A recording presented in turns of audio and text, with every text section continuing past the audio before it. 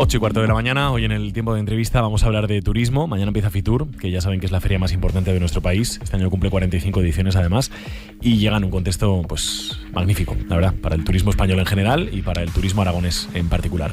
Así que esta mañana con nosotros Jorge Moncada, el director general de turismo del Gobierno de Aragón. Señor Moncada, ¿qué tal? ¿Cómo está? Hola, muy buenos días. Una nueva edición de Fitur después de un 2024 que seguramente va a ser de récord. Aragón se consolida como segundo destino de interior más elegido por los turistas nacionales e internacionales, solamente por detrás de Madrid, que evidentemente parece difícilmente alcanzable. ¿Me vas a permitir sí. que te rectifiques? Sí. Detrás de Castilla y León. Detrás de Castilla y León. Y porque Madrid no se contabiliza. Porque no Madrid, se contabiliza es fuera de todo, porque Madrid estamos hablando de muchos millones de visitantes y nunca se considera como comunidad de interior. Somos la segunda comunidad de interior más visitada de España, sí. porque Madrid siempre queda fuera. Detrás de Castilla y León. Detrás de Castilla y León. Pero en cualquier caso, seguramente cerca de los 3,5 millones, 3.700.000, 3 millones, incluso 4 millones de visitantes, porque estamos en el entorno de los 3,5 millones, pero faltan los datos de noviembre y diciembre, ¿no? Estamos comentando. No sé si los tiene ya, por cierto, noviembre y todavía diciembre. no. Todavía no. Todavía no, pero bueno, somos muy optimistas y en este crecimiento prolongado durante el año de un 5 y pico %, supuestamente, acaso hecatombe mundial, llegaríamos casi a los 4 millones. Para nosotros hay que ser prudentes. Nosotros consideramos que sí que vamos a llegar, incluso podemos sobrepasarlo, pero la verdad es que la variación es muy grande desde que llegamos a esta legislatura, ¿no? Que empezamos con 3,5 millones y en menos de un año y medio hemos superado ese casi medio millón más de visitantes. Eso es una proporción muy, muy alta y por eso creo que tenemos que alegrarnos. Sube el turismo extranjero un 10%, destaca sobre todo el latinoamericano, que sube un 27%. Recuerdo además que la primera entrevista que vino nos dijo que le interesaba esto precisamente, turismo iberoamericano. Se entiende si leemos, por ejemplo, los datos del gasto, ¿no? Se gastan el turista iberoamericano el triple de lo que se gasta un turista español. Evidentemente, así es. Bueno, y más del doble de un turista europeo. ¿Por qué fuimos hacia Latinoamérica y por qué nuestra campaña se dirigía ahí? Yo creo que como una estrategia no solamente de captación de turistas por muchas circunstancias, no solamente por el idioma, por la gastronomía, por la cultura, en fin, una serie de valores que tienen muy parecidos a los españoles, en concreto también a los aragoneses, la religión, y fuimos allí a captar este tipo de turista. Este tipo de turista, como bien estás diciendo, por ejemplo, para que te hagas una idea, el turista mexicano tiene un consumo diario aproximado de $360 por persona y día, cuando el turista europeo tiene por $160. Es decir, estamos duplicando el gasto de un iberoamericano. Queremos que ese turismo que se queda en Madrid, por la zona del barrio de Salamanca y que va a comprar algún piso o que quiere hacer compras y tal, lo traigamos hacia Aragón, porque en 1 hora y cuarto, que es un poco nuestra excusa, en 1 hora y cuarto están en Zaragoza. Bueno, pues con este contexto llega Fitur. ¿Con qué propuesta va Aragón? ¿Con qué propuesta va nuestra comunidad a Fitur, señor Moncada? Bueno, yo creo que vamos con un pabellón muy, muy, muy bonito y una mezcla un poco de todo. La temática principal del stand es Aragón en evolución a través de los tiempos, ¿no? Y la verdad es que a través de un stand de naturaleza y superando los 587 metros cuadrados que tuvimos en la anterior edición contra 750 metros, de una manera imaginativa, porque además no nos han permitido ganar metros, porque las adjudicaciones de los stands se hacen de manera trianual. En este caso, el año que viene podríamos poder pujar por más metros. ¿Cómo hemos conseguido esos más metros entonces? Pues de una manera muy imaginativa. Hemos conseguido hacer una arquitectura donde la parte de arriba del stand la podamos utilizar también. Por eso la parte de arriba va a ir coronada por un balcón del Pirineo. Vamos a hacer una montaña muy visual, en 3 dimensiones, con rocas, con naturaleza, con maleza, donde uno va a poder ver una montaña con una cascada continua, y arriba del todo va a estar el balcón del Pirineo, donde desde ahí se podrá visualizar toda la parte de Fitur de nuestro pabellón, ¿no? Abajo un panel principal donde habrá una pantalla de más de 15 metros cuadrados, 5 por 3, de 5 de ancho por 3 de alto, y luego, bueno, unas creatividades que creo que van a merecer la pena visitar. Un planetario que tiene 7 metros de altura, que hemos traído desde Teruel. La parte luego vamos a tener el dron que hemos traído desde el Mobility, un dron de pasajeros, sí, donde las personas pueden subirse y ver cómo será el transporte del futuro. Un túnel del tiempo, como si dijéramos, porque a través de una situación inmersiva vamos a poder ver la estación de Canfrán en 1927, la actual y en el futuro. Es una mezcla de la naturaleza, el patrimonio, la cultura, de lo que tenemos actualmente con lo que vamos a tener en el futuro, ¿no? Eso es un poco la idea. ¿Hay algún rincón de la comunidad que quieran vender, especialmente este año? No sé si el Pirineo, por esto que nos contabas, alguna otra zona. Bueno, el Pirineo siempre lo queremos vender. La modernidad de Zaragoza también lo queremos vender. Y sobre todo también de cara al año 26, al eclipse total, que va a ser una bomba y una revolución, porque vamos a ver cómo podemos gestionar eso. De hecho, ya en las noticias que habéis dado últimamente, hay una consultora que está especializada en ver cómo podemos de alguna manera articular esa cantidad de gente que va a venir a visitarnos durante el eclipse. Recuerdo que el último eclipse total que hubo en Estados Unidos aparecieron 1.600.000 personas por allí. Bueno, esperemos que no lleguen tantas a Teruel, porque si no nos vamos a poder sacar de allí, ¿sabes?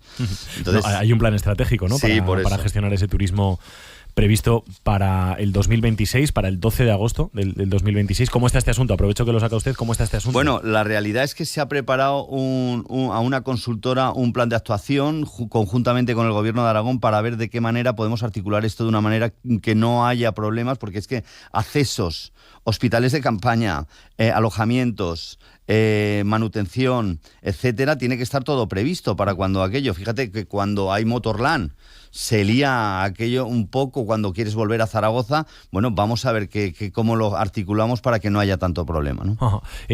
¿Qué da Fitur a una comunidad autónoma? ¿Qué le da Fitur a Aragón, señor Bueno, Moncada? realmente lo que le da es una presencia. Es dar argumentos un poco para que venga alguien a visitar tu comunidad. Fitur es el escaparate turístico por excelencia mundial y sobre todo para el turismo latinoamericano, ¿eh? Es la referencia número 1 del mundo para Latinoamérica, que es el mercado que, como digo, estaba interesándonos. Simplemente es dar argumentos, como digo, para que puedan venir a visitar tu comunidad de una manera atractiva y donde puedas comunicar qué es lo que tú puedes ofrecer a todo el público de lo que tiene tu comunidad. De hecho, también vamos a incluir este año de una manera especial, que aunque ya lo hicimos el año pasado con la gastronomía, ¿no? Vamos a incluir a los 12 estrellas Michelin, 11 más 1, que van a estar presentes, aunque desgraciadamente no pueden venir todos, van a venir algunos, pero vamos a poner las 12 chaquetillas de cada uno de los chefs colgadas desde el stand de Aragón para demostrar nuestro poderío gastronómico también. Aquí, señor Moncada, se trata de convencer al visitante particular. Recuerdo que, digamos que Fitur tiene como dos fases, ¿no? Una más profesional, otra más para particulares. Aquí es más interesante convencer al visitante particular que va a Fitur o a los profesionales, a las agencias, a los tour operadores que están los primeros días. La verdad es que efectivamente las dos cosas. Los 3 primeros días es para encuentros de profesionales, donde tour operadores, influencers, periodistas, gente dedicada al sector va a estar viendo de alguna manera qué es lo que podemos ofrecer y cómo se puede paquetizar nuestro destino. Y como incluso compañías aéreas, todo tipo de servicios relacionados con el turismo, los profesionales puedan ver qué es lo que podemos ofrecer. Por eso hay un montón de reuniones y tenemos muchas reuniones durante esos días, hasta con los consejeros de las embajadas de turismo de todo el mundo, centrados en Tour España. Pero luego tenemos sábado y domingo, que es turismo ya público en general, donde también es un público directo, donde pueden ver lo que pueden hacer en nuestra comunidad, ¿no? Lo que pueden encontrar. Ahora que ha hablado usted de las compañías aéreas, el aeropuerto de Zaragoza, en fin, señor Moncada, sigue sin terminar de arrancar, ¿no? Nos llevamos la alegría enorme de que llega un vuelo, una conexión directa a Roma, y la semana siguiente anuncia Ryanair que quita 2 conexiones a Italia y que reduce las frecuencias a París. Ayer estuvo aquí la alcaldesa de Zaragoza, Natela Chueca, nos dijo que cree que AENA tiene que adaptar las tasas a las características de cada aeropuerto. No sé si usted lo comparte. La verdad es que no puedo comentar demasiado al respecto, porque lidera todo el tema de los transportes aéreos la Dirección General de Transportes, y tiene la potestad un poco de decidir junto con nosotros, porque hay un clúster de negociación de compañías aéreas, ¿no? Donde están metidos Aeropuerto, Ayuntamiento de Zaragoza, oficina, en fin, hay más gente, pero esto lo va a liderar Transportes a partir de ahora, y casi prefiero ser más prudente y que lo decidan ellos, si eres tan amable. ¿Y qué le parece? Decían estos días desde Ryanair que van a mantener reuniones con las diferentes comunidades autónomas, con los diferentes territorios. Así es. Vamos a mantener reuniones con ellos, como no podía ser de otra manera, y con otras compañías aéreas. De hecho, en Fitur, pues claro, nos vamos a juntar con gente. ¿Sigue usted con la idea de aquello que nos ha contado en alguna ocasión, de intentar tener una base permanente de alguna compañía? Bueno, como te digo, prefiero ser prudente y que estas declaraciones las haga el director general de transporte, pero evidentemente, pues lógicamente, como todo el mundo le gustaría, ¿no? Evidentemente. Le pregunto también por otros asuntos que ahora nos dice cómo marcan la presencia de Aragón en Fitur, señor Moncada. Hemos comentado estos días de atrás cómo las DANAs están condicionando el turismo en algunas zonas de Aragón. El que nos llega de Valencia, el cierre del monasterio de Piedra, sé que es privado, pero no sé si tiene alguna novedad, alguna noticia usted, alguna conversación con el monasterio de Piedra para la reapertura. Nos comentaban ayer que seguramente para a mediados del mes de marzo, ¿no? Para abril, yo creo que más o menos para abril, hablando con el director del monasterio de Piedra, estamos en contacto con ellos. Van a tener una serie de ayudas todos los afectados y hay un dinero preparado para ayudas especiales para los afectados a la Ardana, la cual ya se han solicitado, ya estamos trabajando en ese tema y ya han hecho sus presupuestos y están hechas las dotaciones para dar ese dinero. Y sí, en concreto el monasterio de Piedra, hablamos con su director y nos dijo para finales de marzo, primeros de abril, piensan abrir. De hecho, van a tener un espacio, van a tener un protagonismo también especial en Fitur, ¿eh? Supongo que no para esta edición, o sí, no lo sé, ahora nos lo cuenta, pero para la siguiente de Fitur seguro. En el horizonte 2027, año jacobeo, la mejora de las rutas, aquí también hay trabajo por delante, ¿no? También hay un trabajo especial donde vamos a crear, tal y como dijo el presidente, una mejora en cuanto a los albergues de peregrinos, en cuanto a las señalizaciones del camino y en cuanto a hacer una promoción gastroturística del Camino de Santiago, y es un poco la promesa y el acuerdo que se llegó, creo que con la visita del presidente de la Comunidad de Galicia. Antes, no sé si llega a tiempo a Fitur o no, aquella aplicación de la que nos ha hablado alguna vez para organizar las visitas a Ordesa, ya hemos comentado en este programa que estaban trabajando en ello. ¿Esto está ya avanzado? ¿Está listo? De cara a la primavera vamos a ver una serie de mejoras increíbles a través de un acuerdo y una participación ciudadana donde se han llegado ya a una serie de políticas que se van a implantar de cara a abril de este año. Veremos que la cosa va a mejorar en cuanto a los accesos, en cuanto al parking, en cuanto a la señalización de si está completo o no está completo, con tiempo anterior, con reservas a través online, con reservas del parking, en fin. Vamos a ver que la mejora va a ser sustancial, y esto gracias al acuerdo que ha habido con Medio Natural, Ordesa y Turismo. Con una aplicación. Con una aplicación online vamos a poder hacer reservas para acceder al Parque Nacional de Ordesa. ¿Y esto lo ponen ya en funcionamiento? Bueno, supuestamente, tal y como se ha hablado, debería de estar funcionando ya de cara al verano, seguro. Es verdad, señor Moncada, que a veces nos centramos mucho, y es normal, pues en fin, en el Pirineo, ¿no? Como concepto global, en Zaragoza, en la necesidad de traer turistas a la capital. Pero es verdad que también hay muchos planes de sostenibilidad turística de los que, digamos, cofinancia Europa, que son muy importantes, ¿no? No sé, algún avance en alguno de los muchos que tenemos. Tal es el avance que tenemos cada 4 meses reuniones con la Secretaría de Estado de Turismo para fiscalizar cómo van los avances, para ver si se cumplen los porcentajes y los hitos. Si no se cumplen porcentajes y hitos, ahí hay una llamada de atención muy seria, y gracias a Dios nosotros ahora mismo estamos completando todos esos porcentajes y vamos por encima. En diciembre de este año había que cumplir esos porcentajes, y cada uno de los planes del 21, 22 y 23 han sido cumplidos, y así como sus hitos, ¿no? Date cuenta que son 28 planes extraordinarios en 490 actuaciones. Esto sí que me lleva de calle, es decir, es un poco el trabajo del día a día. Absolutamente, 490 actuaciones es una barbaridad, porque la transformación del turismo en el año 26, porque tiene que estar terminado en marzo del 26, va a transformar absolutamente el turismo de Aragón. ¿Con qué está usted especialmente satisfecho de estos muchos planes que hay? No sé si hay alguno que le parezca que es especialmente relevante para el territorio. Es que hay tantos, porque es que hay desde rutas BTT, desde arreglos de culturales, desde la Unión de Estación, que es también Plan Pirineos, desde, yo qué sé, desde vías verdes, arreglos de iglesias de algunos pueblos. En fin, es que hay 490 actuaciones, hay un montón de ellas. Ahora que decía lo de las iglesias, recuerdo que las últimas veces que ha estado con nosotros nos ha avanzado novedades, por ejemplo, sobre las visitas nocturnas a iglesias, al Pilar. ¿Esto cómo está ahora mismo? Creo que en enero no hay visitas y luego se recuperan en febrero, en marzo y en abril. Exactamente, y además de una manera diferente. Es decir, la estrategia de este año, primero pusimos en la prueba piloto en viernes.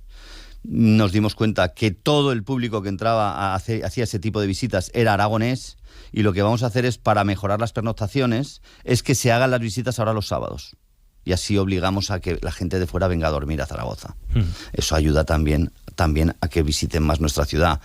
Aprovecho para decir que la Aljafería y el Museo de Goya, o sea, el Museo de las Obras de Goya, van a tener una presencia especial en Fitur y vamos a hacer un stand especial itinerante en cada muestra que haya importante en Aragón. Por ejemplo, la Quebrantahuesos, pues vamos a llevar un stand itinerante. Motorland, vamos a llevar el stand itinerante. Y vamos a llevar muchos... Yo creo que es que todavía no nos hemos dado cuenta de lo que tenemos como la Aljafería y encima con las obras de Goya dentro, ¿no? Creo que es una oportunidad única. Antes de terminar la conversación, señor Moncada, le pregunto por una cuestión que ya se ha convertido en clásica en las entrevistas que mantenemos con usted, todo el tema de las viviendas de uso turístico, en fin, no sé cómo valora cómo está siendo el invierno en los entornos de las estaciones de esquí, si este año percibe que se están produciendo otra vez los problemas para los trabajadores para encontrar vivienda. ¿Qué le parece ese anuncio del presidente del gobierno, de Pedro Sánchez, de que haya más inspecciones para controlar que no se está haciendo un uso fraudulento, irregular de las viviendas con fines turísticos? La verdad es que es un poco complicado esta situación, porque contra el derecho de una persona a poder en alquiler su vivienda está también la pelea de los vecinos y que sea sostenible, ¿no? De que no en su casa no estén subiendo y bajando maletas todo el día y que no haya alojamientos para trabajadores, ¿no? Nosotros lo que buscamos es que esté regulado, es decir, que esté absolutamente regulado y que desaparezcan todas las viviendas que no son, como dijéramos, oficiales, entre comillas, o registradas a través del Gobierno de Aragón. Solamente a través de las denuncias podemos hacer inspecciones. Nosotros no podemos, hay más de 3.000 y pico solamente en Aragón, 3.700. Nosotros no podemos estar haciendo las inspecciones de las que no están registradas, porque no sabemos si existen. Algunas están en plataformas como Airbnb o Booking, donde lo que pedimos nosotros a estas OTAs es que tengan ese número de registro y que soliciten ese número de registro para poder ser publicadas. De hecho, han desaparecido un montón, Han desaparecido un montón porque ahora ya, si no tienen ese número de registro, algunas plataformas ya no te permiten estar, ¿no? Bueno, pues lo que nosotros no queremos es que haya dos registros, uno por parte del registro mercantil y otro por parte del registro de Aragón. Es decir, no se puede duplicar esos registros y ahí está un poco la batalla y la pelea, ¿no? Ajá, ¿y dónde está mejor el registro? Yo creo que estaría mejor en el registro en el Gobierno de Aragón, donde nosotros podemos mandar a la inspección y ver si están cumpliendo la normativa legal. Jorge Moncada, que vaya muy bien por Fitur, que vaya muy bien por Muchísimas gracias. Muchísimas gracias. 8:32 de la mañana. Vamos ya con la tertulia esta mañana con María Jesús Lorente, con Miguel Zandundo y con Gustavo García. Le diagnosticaron Alzheimer a mi padre y mi vida cambió por completo. Ahora se despierta por la noche. Gracias a Cuideo conocimos a María. Ella es la que le cuida cuando yo no estoy. Y es un gran alivio saber que ya no está solo. Habla con tu asesora de Cuideo y encuentra soluciones para que tus padres tengan una vida con calidad. Cuideo. Si tienes gripe, COVID o alguna otra infección respiratoria, puedes curarla en casa. Y si necesitas asistencia sanitaria, acude a tu centro de salud o punto de atención continuada, donde atienden las urgencias extrahospitalarias. Haz siempre un uso responsable de los centros sanitarios. Gobierno de Aragón. ¿Te gustan las matemáticas? ¿Te gusta escribir? La Sociedad Aragonesa de Profesores de Matemáticas y el Departamento de Educación, Cultura y Deporte del Gobierno de Aragón, con la colaboración de Aragón Radio, convoca el 5º concurso de microrrelatos y relatos matemáticos. Si eres estudiante de primaria, secundaria o bachiller, consulta las bases de participación en www.aragoncultura.es. Esta es tu oportunidad. Saca tu vena creativa con el 5º concurso de microrrelatos y relatos matemáticos. Aragón Radio, la radio que cree en ti. Picture me upon your knee with tea for two and two for tea. Me for you and you for me alone. Nobody near us to see us or hear us, no friends or relations, weekend vacations, we won't bring our telephone, dear. They'll rig all awake and stop to bake a sugar cake for you to take and all the boys to see. We will raise a family, a boy for you. Can't you see how happy we would be? Buenos días, Aragón, con Javier de Sola.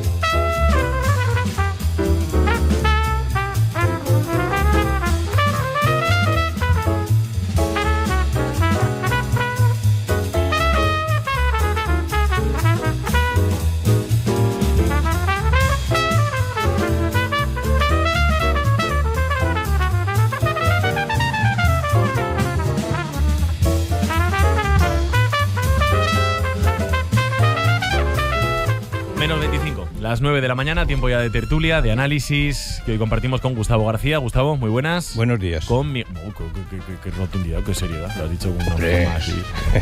A profundidad. ¿Vas a estar toda la tertulia así, Gustavo? Más o menos. Vale, genial. Miguel Zandundo, ¿qué tal, Miguel? Voy a ser más discreto, buenos días. Muy buenos es casi días. intimidatorio, Sí, ¿qué no? sí. Hoy yo digo, ya le voy a dar la razón. Todavía no hemos opinado de nada, pero hay que darle la razón ya. Pues no hay más preguntas, señoría. Y María Jesús Lorente, ¿qué tal, María Jesús? Hola, muy buenos días. Muy buenos días, aquí estaban los tres escuchando la entrevista, la conversación con Jorge Moncada, el director general de Turismo del Gobierno de Aragón, que casi pone rumbo ya a Madrid, donde mañana pues nuestra comunidad autónoma se vende en ese gran escaparate mundial que es Fitur, que cumple 45 ediciones y que, bueno, pues con esa visita a Fitur, con esa estancia en Fitur, con ese stand en Fitur, nuestra comunidad pretende atraer más turistas. Nos decía Jorge Moncada que se van a alcanzar los 4 millones, o que calcula que se han alcanzado los 4 millones en 2024. Claro, tenemos siempre el debate ahí entre el crecimiento y la sostenibilidad, ¿no?, en materia de turismo. María Jesús. Bueno, ese debate está en todas las áreas. La ecuación economía y ecología, ¿no? Pues ese equilibrio que tiene que haber entre esas dos es en lo que tenemos que estar trabajando. No podemos apostar todo al verde y tampoco podemos olvidarnos de la sostenibilidad, porque es en lo que tenemos que trabajar. Lo que sí es cierto es que el turismo es uno de nuestros pilares, o sea, es una de las áreas económicas más importantes que tiene Aragón, y se tiene que trabajar, como muy bien ha dicho Jorge, en esa estacionalidad, ¿no? En que nos vean Aragón durante todo el año, no solamente cuando hay nieve, y tenemos que ser esa comunidad donde la gente, cuando piense en el interior, piense en venir. Aragón es una comunidad rica en patrimonio, en cultura, en gastronomía. Es un placer perderse por esas carreteras slow, ¿no?, de Teruel, y encontrar esas rutas y esos caminos, y bueno, pues eso es algo que empieza a valorar muchísimo el turismo, que ya no quiere la masificación, que no quiere esas playas o que no quiere esos capitales masificadas. Entonces, bueno, pues ahí tenemos ese potencial. Y luego este año Fitur Huesca presenta su nueva marca, su nueva imagen, que yo creo que va a pegar muchísimo. Y luego Teruel, bueno, pues tiene que seguir trabajando, y es lo que va a hacer a modo de ejemplo, es solamente este Fitur, la trufa, porque estamos ya a un paso, hemos empezado esa carrera para conseguir la indicación geográfica protegida, la IPG, en la trufa. Entonces, bueno, eso sería también muy, muy importante. Solamente a modo de ejemplo, porque a mí, si me pincháis con Aragón, bueno, de norte a sur y de este a oeste. Bueno, yo creo que Fitur, que yo lo conozco bien por asistencia desde muchos ámbitos durante muchos años, es decir hola al mundo, ¿no? Es decir, turísticamente tenemos lo de siempre, pero yo creo que, y María Jesús apunta a un campo, ¿no? Tenemos que ser imaginativos, ¿no? No van a venir más turistas. Buscamos que duerman más días en Aragón y que vuelvan. Tenemos un factor intangible que es nuestra forma de ser. Los aragoneses tenemos fama de ser honrados, y que vamos con la cara por delante, ¿no? Y cuando vienes a Aragón cuesta venir la primera vez, no cuesta mucho venir la segunda, porque sabemos ganárnoslos en el cuerpo a cuerpo, en el corto plazo, ¿no?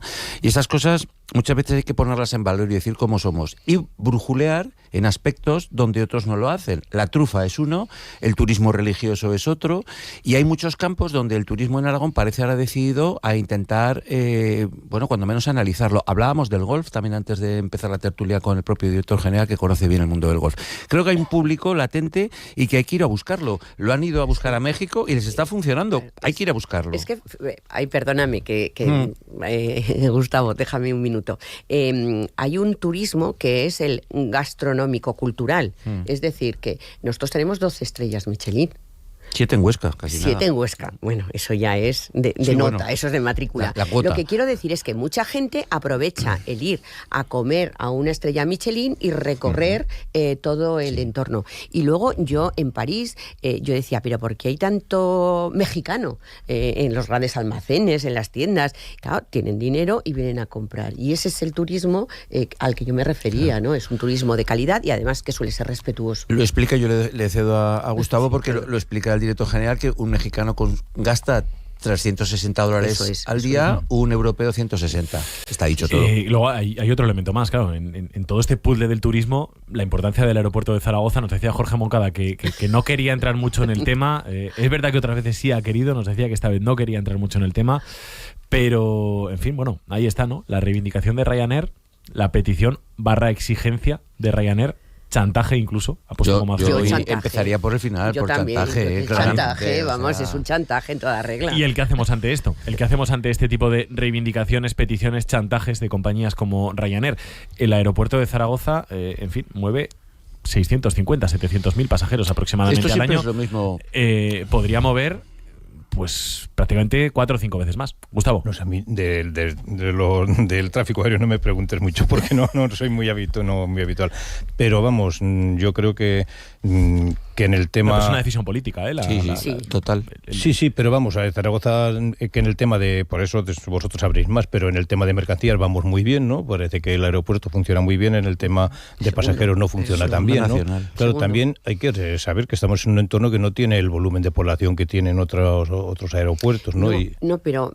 A ver, Zaragoza tiene un enclave geográfico donde Lérida, Navarra, Logroño, Guadalajara e incluso Valencia está muy bien posicionado. Sí. Y cuando tú vas a... Yo soy usuaria del aeropuerto de Zaragoza e incluso muchos viajes los decido en función del destino. Lo que hablábamos antes. ¿Dónde puedo volar? ¿Dónde puedo volar? O sea, no quiero ir a Bolonia o a Bérgamo. Voy ahí porque el aeropuerto... Jerez más que porque había un avión en Zaragoza, porque tú dejas el coche en el parking y te vas. Y entonces sí que en ese momento te encuentras gente que ha venido, pues eso, como te digo, de Logroño, de Lérida. Es decir, que ¿por qué decía? Y lo pensaba igual Miguel, ¿por qué decimos que esto es un chantaje? Porque es la política que tiene este señor de Virgin de actuar, ¿no? Es decir, cuando me va bien y cuando veo que los tengo prisioneros, como son mis rehenes, pues les digo, oye, darme tantos millones más porque si no me voy. Bueno, pues a lo mejor es momento de buscar también otras líneas. Ahora la de Windsor abre Roma.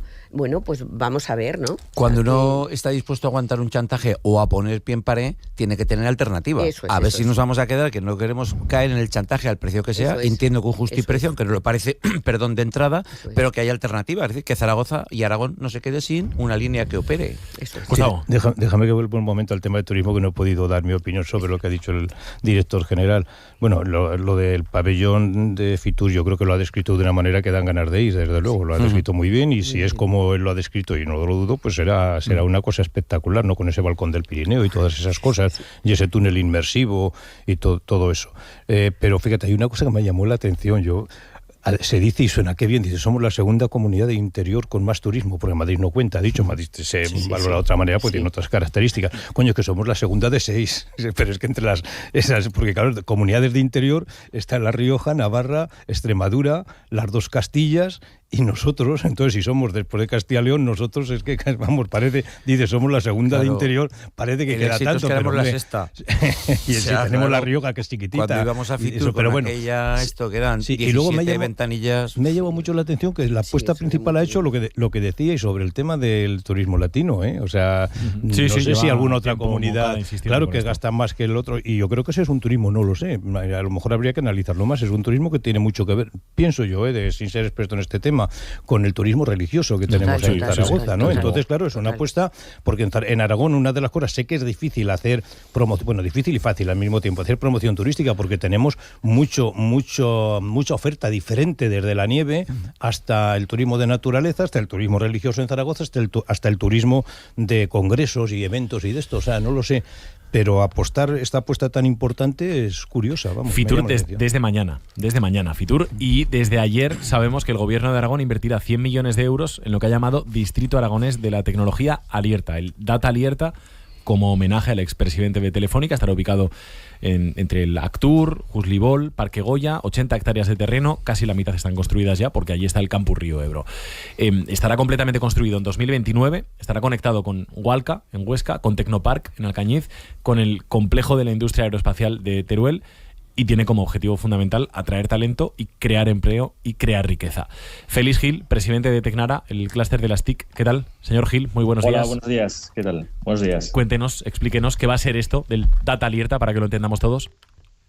Bueno, pues va a ser un proyecto espectacular, va a ser un proyecto en el cual se va a reunir en un entorno privilegiado pues toda la capacidad tecnológica, de innovación, de investigación para crear valor en Aragón, ¿no? Entonces, tal como estabas describiendo, pues es un terreno de unas 50 hectáreas en las cuales pues se van a construir una serie de edificios, unos orientados a la universidad, a la investigación, a centros de investigación, y otros dedicados pues a empresas privadas y a multinacionales que apuesten por estar ahí en ese entorno en el cual se va a juntar pues lo mejor de la investigación y del desarrollo de talento pues con empresas que aspiran a seguir desarrollando productos, servicios tecnológicos y que hagan de Aragón pues un hub tecnológico en el sur de Europa. Pero aquí tenemos que pensar que queremos un Silicon Valley o algo parecido. Bueno, aquí tenemos que pensar que queremos hay una visión que es ser un hub tecnológico en Europa, y eso quiere decir pues que se van a poner los medios para aunar y crear un espacio en el cual pues se desarrollan empresas de talento, y si eso nos llega a ser Silicon Valley, estupendo; si eso nos llega a ser otra cosa, pues aún mejor, ¿no? ¿Esto con empresas pequeñas, con empresas de la casa, o usted cree que es posible convencer a los Amazon, los Microsoft, de que en lugar de venir a Aragón para poner centros de datos, tienen que venir a Aragón para centros de datos y otras cosas? Pues sin duda yo creo que el objetivo tiene que ser que haya de todo. Ahí es donde está la riqueza y es donde está en esa diversidad pues la máxima capacidad de innovación. Tenemos que apostar porque hay espacios en los cuales haya investigación universitaria, tenemos que apostar porque hay espacios que esa investigación se transfiera al mercado y que haya startups que sean capaces de crear productos distintos y de manera distinta. Tenemos que apostar lógicamente por todas las empresas locales aragonesas que sean capaces de aprovechar esos espacios para fomentar su desarrollo y su crecimiento y se vayan convirtiendo cada vez en empresas un poquito más grandes, más potentes y más conocidas. Y sin duda tenemos que apostar por traer grandes players, grandes referencias como las que has citado y otras grandes multinacionales que nos aportan conocimiento, expertise, que nos aportan otro tipo de características que sin duda esa suma de esos tipos de conocimiento y de esa diversidad yo creo que es donde está la máxima riqueza y la máxima capacidad también de algo que nombrabas al principio, de fijar el talento en Aragón y que todos los chavales y chavalas que están estudiando carreras STEM u otro tipo de carreras que quieran apostar por la tecnología pues puedan encontrar en una u otra empresa o en varias a lo largo de su vida profesional un espacio estupendo para desarrollar ese talento. Plazos, 2029. El horizonte parece que es bastante realista, digamos, en lo que se refiere a la gestión de tiempos, porque no se puede hacer esto de la noche a la mañana, pero le pregunto, señor Gil, ¿es lo suficientemente ágil el proyecto? Joder, yo en eso no soy realmente un experto. La verdad es que cuando en una empresa privada pensamos a 3-4 años, pues una empresa pequeña, pues ya vemos que es un plazo medio largo, pero yo entiendo que hacer todo lo que hay que hacer, porque claro, a veces ves el terreno y lógicamente está sin hacer absolutamente nada, hay que urbanizarlo, hay que tener todos los permisos, todas las licencias. Pues yo entiendo, ayer oyendo las fechas que daba el presidente Azcón, pues que claro, que todo eso son plazos lógicos, pero vamos, es un plazo 4 o 5 años que espero que por lo menos se cumpla. O sea, yo ya, si se dicen 4 años, que se cumpla y contaremos con esos plazos, ¿no? Félix Gil, presidente de Tecnara, muchísimas gracias. Un saludo. Muchas gracias a vosotros. Buenos días. María Jesús, como presidenta de CEPIME, de la pequeña y mediana empresa, y además como empresaria del sector. ¿Qué te parece el proyecto? Bueno, ¿Os vais allí? Yo estoy ahora muy bien en empresario, ¿no? Pero bueno, no sé, todo es posible. Bueno, se trata, como se dijo ayer, de casi 80 hectáreas, de las que el 40% está ya construido. Es decir, que hay ya algo hecho, no es ahí de todo. Está el campus Río Ebro y eso ya genera un ecosistema que es el que hay que ir desarrollando. Entonces, yo creo que Aragón tiene potencial tecnológico, lo han demostrado Walca, lo ha demostrado en este caso el campus Río Ebro con el ITA y lo ha demostrado Tecnopar y Teruel con el aeropuerto. Y entonces, en este momento, lo que se trata es de construir sinergias, ¿no?, que favorezcan esa instalación, como muy bien ha dicho Félix Gil, de grandes empresas, pero que también promueva la atracción hacia la pequeña y mediana empresa. Yo desde CEPIME lo que estamos diciendo es que con estos anuncios de inversiones millonarias que se están produciendo, que se han producido a lo largo del último semestre del 24 y que estamos empezando ahora en el 25, lo que tenemos que hacer desde las pymes es ver esto como una oportunidad y estar ahí preparados también. Nos tiene que pillar, como digo yo, trabajando, porque nadie va a venir a nuestras empresas a llamarnos para ir a estos sitios, ¿no? Pero nos tiene que servir como aliciente para precisamente lo que se comentaba ayer en la presentación de este parque tecnológico de Aragón, ese ecosistema donde todos tenemos que participar y donde las pequeñas, si somos capaces de crecer y consolidarnos, podemos aportar al territorio muchísima atracción y retención del talento. Eso es importantísimo. A mí me parece un proyecto interesante y la ubicación me parece magnífica. Es que lo tiene todo. En eso coincido con lo que han dicho. Es que lo tiene todo. Está pegada a la ciudad. O sea, no hay que hacer grandes desplazamientos. Están hechas todas las vías de comunicación, tanto lo que son la comunicación por carreteras. O sea, está pegado a la circunvalación. Tiene el tranvía prácticamente allí. Es que lo tiene todo. Se puede ir en bici perfectamente. O sea, es que lo tiene todo. Sí. Y además eso está muy bien comunicado con otros entornos con los que tiene que colaborar. Eso me parece magnífico. Y luego el diseño que han hecho, espectacular. Si se parece en la realidad a cómo lo han diseñado, pues va a quedar muy bonito, la verdad. En este sentido, yo creo que es más interesante eso casi que el anuncio ya de seguir haciendo grandes centros de datos. O sea, yo creo que este tipo de espacios atractivos para pequeñas empresas tecnológicas, no estoy de acuerdo que tenga que ser grandes empresas tecnológicas. Fijaros que Silicon Valley nació con pequeñitas empresas, en un taller, poco menos, y en una cochera, pero grandes, o sea, pequeñas empresas, pero muy, muy imaginativas. Entonces, en este sentido, el escenario ya está puesto, me parece muy interesante, pero ahora faltan los actores y la obra, y eso va a ser el reto, atraer empresas, porque sin eso los demás será un escenario bonito, pero no habrá nada. Claro. Bueno, a mí me gusta la filosofía, es decir, se construye sobre lo que hay, no se planifica sobre una extensión y vamos a ver qué hacemos aquí. Se aprovecha las sinergias. Cuando Mar Vaquero hablaba durante el último año de un hub tecnológico, no acertábamos a ver exactamente cómo se quería, porque ella no daba claves, ¿no? Evidentemente era un proyecto que se llevaba con cierta rigurosidad y sigilo incluso, pero yo creo que está bien aprovechar las sinergias que hay ahí ahora mismo, crear un ecosistema de innovación, que ese es el concepto que se va a ubicar en todo ese espacio. A mí, igual que dice Gustavo, la ubicación me parece magnífica, es un sitio fantástico para hacer, para ponerlo en valor y para que la ciudad pueda mirar hacia allí. Ni desde Huesca, ni desde Alcañiz, ni desde Teruel tenemos que ver esto como una oportunidad perdida. Al revés. Yo, porque a veces estas cosas, la enfermedad del localismo se cura con muchos habitantes, ¿no? Pero a veces caemos en esto, ¿no? Yo creo que es una oportunidad para que haya un motor de arrastre en Aragón bueno para todos. Exacto. 8:52 minutos de la mañana. Estas últimas horas también, una novedad más, estas últimas horas se ha filtrado a los medios de comunicación los vídeos de las declaraciones en sede judicial de Elisa Mouliá e Íñigo Errejón por la denuncia de la actriz al fundador de Podemos y ex portavoz de Sumar en el Congreso. Como ya comentamos en el programa, antes de que trascendieran los vídeos de las declaraciones, Mouliá mantiene sus acusaciones y Errejón las niega. Dos versiones completamente opuestas. Vamos a escuchar dos extractos de las declaraciones de ayer. Primero, Elisa Mouliá. ¿Pero usted le dijo que parara? Sí, le dije que me estaba sintiendo muy incómoda y ya ahí me lleva. No, muy incómoda no, decir usted que me dejes en paz, que no me toques, que dijo algo de eso. Y después sí. Estamos en el asunto de que la tira en la cama. Y ahí, este señor, según usted, se sacó el miembro viril. Sí. Se sacó el miembro viril. ¿Para qué se sacó el miembro viril? ¿Sabe usted para qué? ¿O si te lo sacó? Para violentarme. ¿Pero le intentó usted bajar las bragas o algo? ¿Intentó hacer algo? No, eso no. Las bragas no. Dice usted que se sintió paralizada. Y no consintió nada.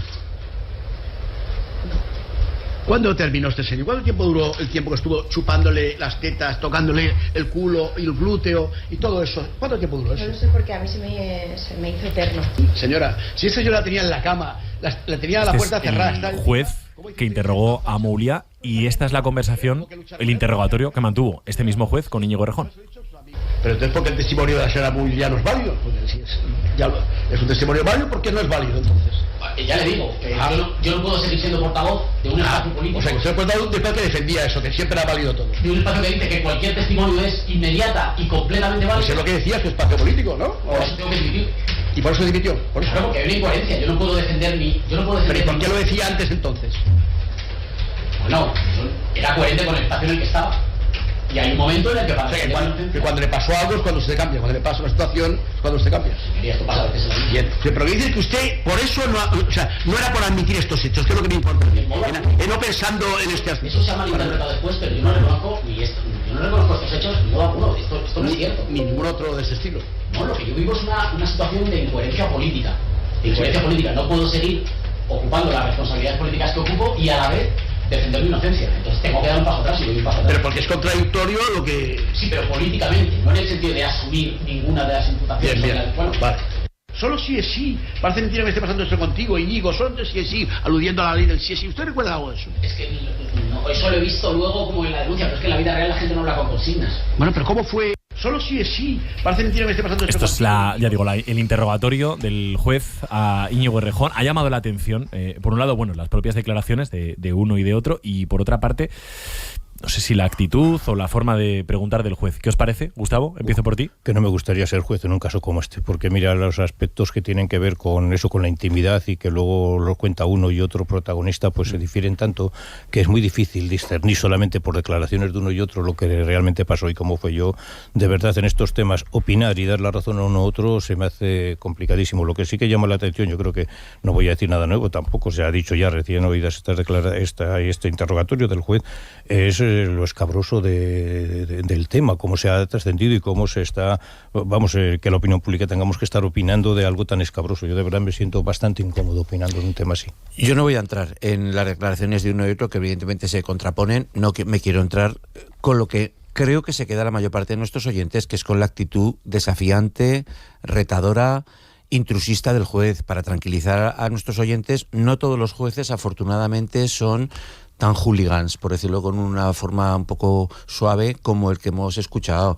Parece propio de un fetichista que está dispuesto a disfrutar con un relato absolutamente impropio de una sede judicial. De verdad, yo creo que esto no tiene que sentar bien a nadie. A uno se le puede sacar de sus casillas de mil maneras, pero desde luego ayer yo creo que tanto a Errejón como a ella, sin entrar si tienen razón, si no, nada, yo creo que esto descentra muchísimo. Es un interrogatorio hecho a la contra, en busca de no sé qué más que la autosatisfacción personal de un juez con ganas de lucir, de enseñarse y de demostrarse, como por otra parte han dicho que suele ser en otros juicios, no solo en este, es su forma de proceder habitual.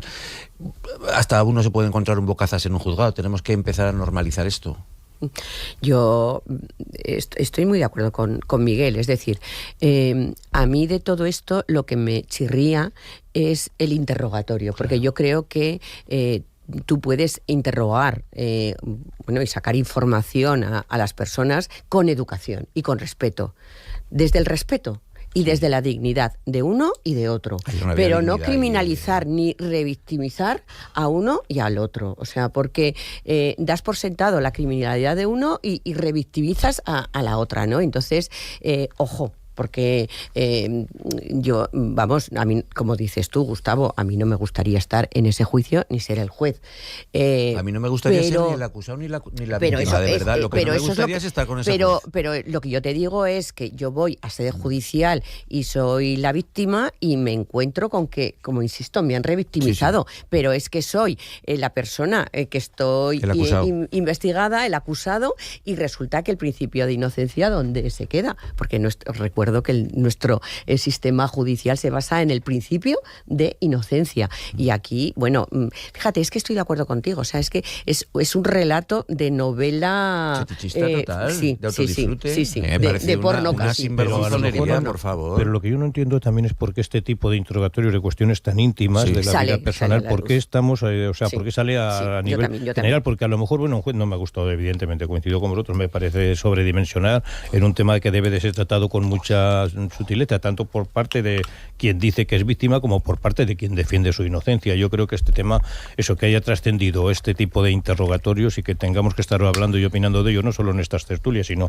posiblemente en almuerzos de trabajo, en el bar por la tarde o en la comida en casa. A mí me parece que es un tema, el tema es importante y que se trate en la sociedad es importante, pero los detalles escabrosos y en la forma como el juez lo ha planteado y cómo ha salido la opinión pública, a mí me parece que acerca acerca a la justicia real al suelo de los españoles. Es decir, la justicia es así también. No, teníamos una imagen de los jueces, yo creo que sobrevalorada, desde luego protegida e inopinable. Más para la prensa, hablo desde el punto de vista de periodista, ¿no? Parece que no nos podíamos meter con los jueces. Con jueces como estos nos podemos meter todos los días. Yo me he metido mucho. Pero lo que yo sí que digo, y yo conozco a muchos jueces, o sea, no por este juez, todos los jueces son iguales. Es como cuando sale un empresario que ha hecho no sé qué y ya todo el mundo empresarial somos malísimos, ¿no? No. Vamos a hablar de personas, Para la segunda parte de la tertulia hablamos de la llegada a la presidencia de Estados Unidos de Donald Trump y empezaremos por las cosas de casa, empezaremos hablando de cómo están las listas de espera y de qué soluciones plantea la Consejería de Sanidad. Ayer presentó un decálogo para intentar reducir un 10% las listas de espera en el próximo año. Eso a la vuelta. Ahora son las 9. Como siempre actualizamos información. ¿Dónde está la noticia? Ana Sánchez Borroy, buenos días. Buenos días, hablamos de naturaleza, patrimonio, cultura y gastronomía, que son las líneas que van a destacar en el stand de Aragón en Fitur, la feria turística más importante de España. La cita arranca mañana, llega en un contexto favorable para el turismo aragonés, porque nuestra comunidad podría haber cerrado 2024 con récord de 4 millones de visitantes. El stand de Aragón será una gran montaña con una cascada, un mirador, un cielo con las estrellas Michelin y experiencias de realidad virtual para visitar lugares emblemáticos como Canfranc. Hoy aquí en Aragón Radio, Jorge Moncada, el director general de Turismo del Gobierno de Aragón, ha enfatizado que el objetivo es el turista latinoamericano. Fitur es el escaparate turístico por excelencia mundial y sobre todo para el turismo latinoamericano, ¿eh? Es la referencia número 1 del mundo para Latinoamérica, que es el mercado que, como digo, estaba interesándonos. Simplemente es dar argumentos, como digo, para que puedan venir a visitar tu comunidad de una manera atractiva.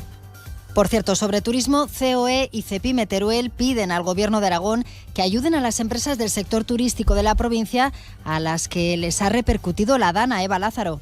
Los empresarios turolenses aseguran que el número de turistas valencianos ha bajado debido a la DANA y que esto afecta a la economía turolense. COE y Cepime, a través de una nota de prensa, especifican que el impacto negativo se ha notado en servicios, en hostelería y también en comercios, y reivindican que las empresas turolenses reciban ayudas para paliar la situación por parte del Gobierno de Aragón, como ocurrió con el COVID-19, cuando la Administración autonómica ofreció liquidez a pymes y autónomos a través de las sociedades Sodiar, Suma Teruel y Avalia. La menor afluencia se notó en el Puente de Todos los Santos, cuando hubo un alto porcentaje de anulaciones, una tendencia a la baja que se mantuvo en Nochevieja y que afectará especialmente, dicen, a las pistas de esquí de Jabalabre y Valdelinares. En la Audiencia Provincial de Zaragoza hoy está previsto que continúe el juicio por la muerte de un joven de 21 años en Ejea de los Caballeros tras el enfrentamiento de dos familias. Lucía Peralta. En la sesión de ayer hubo mucha tensión, por lo que el juez decidió que la declaración fuera a puerta cerrada. Hoy está previsto que declaren los forenses. Los hechos, recordamos, sucedían en febrero de 2022, cuando la víctima y varios hombres irrumpieron en la casa del principal acusado y de su familia por rencillas previas. El autor del disparo mortal reconoció los hechos, pero asegura que fue en legítima defensa. Para el principal acusado, la Fiscalía pide 8 años por un delito de homicidio y otro de lesiones agravadas con arma de fuego. La acusación particular, que representa a los padres del fallecido, eleva la petición de pena a los 20 años. Hoy, víspera de la festividad de San Vicente, el copatrón de Huesca, tiene lugar uno de los actos más esperados por los oscenses, la tradicional hoguera en la plaza Mosén Demetrio Segura. María Ángel Pérez. Será esta tarde a las 7:30 un acto multitudinario en el que no faltará el reparto de longaniza, patatas asadas y churros. Nuria Mur, concejal de fiestas. La hoguera de San Vicente está conformada por 4.000 kilos de leña. Se repartirán unas 5.000 raciones de longaniza, 1.200 kilos de patatas asadas y 1.100 raciones de churros. Todo ello apto para celíacos, y contaremos también con 2 carpas que dispondrán allí la Asociación Celíaca Aragonesa, donde se repartirá pan sin gluten. La música de los gaiteros de Tierra Plana amenizará el acto, que finalizará con un espectáculo pirotécnico. Hasta el 2 de febrero se desarrollan más de una treintena de actos lúdicos, culturales y deportivos para celebrar en Huesca esta festividad. La Sociedad Deportiva Huesca vuelve hoy al trabajo pendiente de la lesión de Javi Mier. Javier Cebolla, buenos días. Buenos días. El centrocampista será sometido a una artroscopia para evaluar el estado de su menisco de la rodilla izquierda izquierda que le llevará a pasar por quirófano. Mientras tanto, la plantilla se ejercita a partir de las 11 de la mañana en la base aragonesa de fútbol. Un Huesca que vive su mejor momento de la historia con 8 jornadas consecutivas sin perder, que comienza a trabajar en el siguiente partido con la visita al Alcoraz del Cartagena, colista de Liga. Antonio Hidalgo, que va a recuperar a Óscar Silva, pide valorar y aprovechar el momento de su equipo con el objetivo en mente de alcanzar los 50 puntos. Es muy importante darnos valor a lo que estamos haciendo, a lo que están haciendo, que tenemos ese punto de confianza que es buenísimo en estas situaciones. Como no puede ser de otra manera, aquí tienes que sufrir muchísimo. Y en el Real Zaragoza, mientras tanto, la plantilla guarda hoy jornada de descanso, mientras la dirección deportiva y técnica sigue buscando en el mercado de fichajes cómo poder reforzar un equipo que de los últimos 10 partidos solo ha ganado 1. Y terminamos con el tiempo. Luismi Pérez, ¿qué tal? Buenos días. Buenos días. Empieza el martes con bastantes nubes y con una temperatura que se ha templado. Hace fresco, pero menos que ayer. Por ejemplo, hay en Zaragoza y en Huesca 6 grados. Tenemos 5 en Teruel.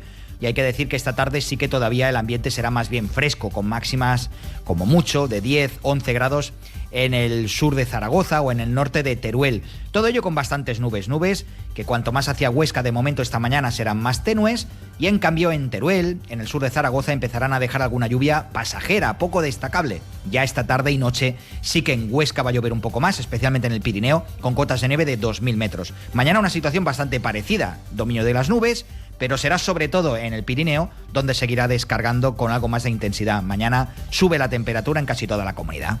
Buenos días, Aragón. Javier de Sola. 9 de la mañana, 5 minutos, aquí seguimos en el tiempo de tertulia con Gustavo García, con Miguel Zandundo, con María Jesús Lorente y ahora mismo con la mirada puesta en esos 7.500 aragoneses que llevan más de medio año, más de 6 meses, esperando para ser operados. Son un 5,5% menos que en 2023, teniendo en cuenta que en un año, en 12 meses, se han realizado 3.000 operaciones más. Y que en 2 años ha aumentado un 13% el número de personas que necesitan ser operadas por el envejecimiento de la población y por los retrasos que provocó la pandemia. Bien, ahora Sanidad va a poner en marcha 10 medidas para reducir un 10% las listas de espera quirúrgicas en Aragón a lo largo de este año. Esperanza, vamos a recordar qué medidas son. Vamos a tratar de sintetizarlas. 10 medidas. La primera, en las operaciones más frecuentes se compromete Sanidad a aplicar nuevos protocolos para asegurar que se valora de forma equitativa a todo el mundo, a todos los pacientes, y que se da prioridad al que más lo necesita. 2, se compromete el Salud también a agilizar las pruebas preoperatorias. Ahora viene un bloque de medidas que podríamos sintetizar en operar más. Operar más en quirófanos públicos, subir un 70% el rendimiento en jornadas ordinarias. Operar más en oftalmología, que es una de las especialidades que más demoras acumula, sobre todo en cataratas, se proponen operar un 50% más. Operar más en otorrinolaringología, y para ello se ha incorporado a 3 nuevos especialistas en Huesca y en el Miguel Servet, gracias al programa de fidelización MIR. Operar más en otra especialidad, en cirugía general y en concreto en el Hospital Clínico, que es donde hay más pacientes esperando, y para ello se va a derivar a otros centros. También se pretende operar más en hospitales públicos. Esto será posible cuando entren en funcionamiento los hospitales de Teruel y Alcañiz, porque serán más grandes que los que hay ahora, y también se propone derivar a otros hospitales, como el de la Defensa o a la privada, como al Hospital de la Mad. Y en esa línea plantea el Ejecutivo más colaboración público-privada. Se pretende mantener el modelo que ya está en vigor, que ya lo estaba con el anterior gobierno de Aragón, con el de la Javier Lambán, que ya estableció un convenio de casi 8 millones de euros. Se propone una colaboración interhospitalaria, o para que lo entiendan los oyentes, esto vendría a ser una especie de zona única hospitalaria, y es que te puedas operar en cualquier hospital, vivas donde vivas, si la lista de espera es más baja en otro centro. Y por último, más tecnología, más uso de la cirugía robótica. Bueno, con esto le estamos preguntando hoy a los oyentes precisamente sobre este tema. Esperanza. Eso es, ¿cuál es esa intervención que llevan tanto tiempo esperando? ¿En qué hospital? ¿En qué especialidad? ¿Por qué motivo? ¿Qué les parecen estas medidas que acabamos de explicar? ¿Se operarían ustedes en otros hospitales, si son de Zaragoza, en Barbastro, si son de Barbastro, en Calatayud? Si reducen así su tiempo de espera, ¿serían atrocidades? ¿Se irían a la sanidad privada? ¿Creen que estas medidas van a ser efectivas? Queremos escuchar sus respuestas, queremos leer sus respuestas en el 608-578-412. Venga, pues si quieren pueden opinar desde ya mismo. Os pregunto, las medidas concretas, ¿qué os parecen? ¿Cuáles os parecen más interesantes? ¿Cuáles más discutibles? María Jesús. Hombre, a mí me parece muy interesante la de agilizar las pruebas preoperatorias. que sean reales. Sí que se han dado casos de gente que le han hecho una prueba preoperatoria y como ha pasado el tiempo le han tenido que volver a hacer la prueba preoperatoria. Es decir, que estamos gastando recursos. Bueno, pues que se haga con inmediatez y justo y con cercanía. Y a mí la de cambiar de sector, es decir, que haya un sector único. Es más, digo, ¿y por qué no me pueden operar en Madrid, en Barcelona o en Málaga? Es decir, yo soy española y bueno, pues donde haga falta y donde haya un especialista. Claro, esto va aparejado, y también yo lo entiendo, con que tú entrar en un quirófano ya es traumático y tú quieres que alguien te acompañe de tu familia. Entonces, claro, ¿qué hace esa persona que te va a acompañar? ¿Dónde va a vivir? Los gastos que eso conlleva, comida, desayuno, cena, alojamiento. Bueno, esto en determinadas enfermedades y sobre todo en pediatría, pues hay pisos de acogida para los familiares. Entonces, claro, mucha gente te dice, es que yo prefiero que me operen en Teruel porque en Teruel, bueno, pues claro, tengo la familia y tengo... Ahora, a mí me preguntan y yo entro al quirófano sola si me tengo que operar y no quiero compañía, ya me acompañará el vecino de cama, pero lo entiendo que eso eche para atrás, pero a mí esta medida, la de que el sector sea único, me parece muy interesante. Gustavo. Bueno, que se pongan medidas para abordar un problema que empieza a ser ya crónico, pues me parece interesante, y debería ir acompañado con un anuncio de una comparecencia mensual para anunciar cómo van funcionando cada una de estas medidas. Si vamos a poner un 70% el tiempo real de quirófano, vamos a ver en cuánto estamos el mes que viene y el mes siguiente. Yo creo que poner medidas concretas está muy bien y me parece que es lo que se tiene que hacer, pero insisto, vamos a seguir, o sea, que cuál es el resultado de esas medidas, porque si no, pues ahí están, ¿no? Y otras dos consideraciones. Una, que no es un tema tan fácil. Yo recuerdo que en la campaña electoral de las últimas autonómicas este tema fue tema de batalla, o sea, se atacó mucho al gobierno entonces socialista con el tema de las listas de espera y parece que era una dejadez del gobierno y ahora, bueno, pues sigue habiendo ese problema. Yo creo que es que tenemos que ser conscientes a la hora de hacer guerras políticas y echar en cara a uno a otro, también ser conscientes un poco de dónde estamos. Fijaros, convendría recordar que en Aragón casi uno de los 3 euros que gasta el gobierno autónomo de gasto corriente se dedica a sanidad, exactamente el 32,5% del presupuesto en el año 23. Todavía no han salido los datos oficiales del 24, ya los veremos en su momento, ¿no? El 32,5%, 2.700 euros por más o menos, algo más, por habitante en el año 2023. Es decir, están haciendo un esfuerzo tremendo esta comunidad en tema sanitario. No sé hasta cuánto podemos, porque claro, lo valoramos todo la salud, faltaría más, pero también ver mecanismos de buscar la eficiencia, no solo la eficacia, que eso es de ABC, pero también de eficiencia, por supuesto. Bueno, sanidad y educación son las grandes partidas del gobierno. Pero a mucha distancia la educación, pero y además a unos hemos servicios visto, sociales. yo creo que entre los dos superan el 42-43%. En cualquier caso, en cuanto a la sanidad, y por el dato que apuntaba Gustavo, es decir, el gobierno de Aragón, cuando entra este ejecutivo de Jorge Azcón, se encuentra con 628 expedientes no tramitados en una lista de espera que estaban en unos cajones. A partir de allí, como el COVID ha tenido las consecuencias, ha habido un incremento, se operó el año pasado mucho más de lo que se había operado, que decidió hacer la consejería en octubre, que es cuando lo avanzó él. Un peritaje, es decir, una auditoría de capacidad quirúrgica real, cuyos resultados no se han dado, y entiendo que los resultados han provocado estas medidas, que por fin sacan el foco de lo que era fácil hasta ahora, que era peonadas, es decir, que operen más rato, más tiempo los médicos, y ahora se va a apostar por poner en valor las infraestructuras que se tiene, con medidas discutibles o no, como la del sector único, que te pueden operar en otro hospital de la red, pero yo pondría el énfasis sobre todo en que por lo menos el foco ya no se pone en los profesionales, sino en las instalaciones, y se va a fomentar la colaboración público-privada, porque parece que es por ahí donde se pueden reducir las listas. Y yo también estoy con Gustavo, vamos a ver el seguimiento, no fiémoslo a un año, vamos a ver si hay factores correctores, porque si no se hace bien habrá que intentar actuar ahí. 9:12 de la mañana, por cierto, Gustavo, esta mañana presentáis informe sobre la situación de las residencias. No sé si nos puedes avanzar algo de cómo están las cosas. Hombre, faltan 48 minutos para que lo presente. Pues entonces lo puedes avanzar todo. Sí, un informe. Sabe que nosotros hacemos informes continuamente, la Asociación de Directores y Gerentes de Servicios Sociales. Cada vez que salen datos oficiales de algún tema que nos importa, hacemos un informe analizándolo y hacemos un informe de tendencia. O sea, el valor de nuestro informe yo creo que es primero usar información oficial y segundo marcar tendencias. Entonces, en este caso, el informe que sacamos esta mañana, que vamos a sacar, es sobre residencias de mayores. Y a nivel estatal, claro, pero luego siempre lo territorializamos, y tanto a nivel estatal es el primer año que hay desde el año 2014 no se había producido un retroceso en el número total de plazas residenciales. Se ha bajado. ¿Sí? Casi 3.000. Bueno, no, más de 3.000. Y en el ¿Hay menos plazas de residencia de las que había? Sí, que el año anterior. O sea, que el año, o sea, los datos que dan oficiales son de final, a principios del año 24. Es decir, había menos plazas, 3.000 y pico menos que el año anterior. Es la primera vez que se da un retroceso en el número de plazas de un año respecto a otro. Esto en el conjunto de España. En el conjunto de España. En el caso de Aragón, no sé si voy a anticipar, pero hay un dato que es que, jolín, dar malas noticias. Anticipa. Ahora no nos puedes dejar así. Tenemos menos plazas de financiación pública, ya no plazas en general, sino las que paga. Sabéis que la administración pública paga las plazas o bien en centros propios, es decir, aquí pues está la Romareda, que es del Gobierno de Aragón, o la Casa Amparo, que es del Ayuntamiento de Zaragoza, o por plaza concertada, es decir, compra las plazas y paga el usuario una parte, la que se le corresponda por su nivel de renta, y luego hay otra que es por la prestación vinculada al servicio. Bueno, pues hay menos plazas, luego diremos cuántas, menos plazas que antes de la pandemia. Menos plazas de financiación pública. Claro, lo que yo vengo diciendo siempre es que la retórica es la retórica y luego no se corresponde con los hechos. O sea, de financiación pública, lo privado es lo privado y cada cual se busca como quiere. Pero esa es que la gente está angustiada esperando porque tiene un familiar en situación de gran dependencia, no puede atenderlo, no tiene capacidad ni personal de dedicarse 24 horas, 365 días a atenderlo, ni económica para pagar un servicio, ¿no? Bueno, pues de eso tenemos menos plazas que antes de la pandemia. Es duro, ¿eh? Hemos perdido muchas o pocas, Gustavo, una horquilla. Pocas, pero hemos perdido.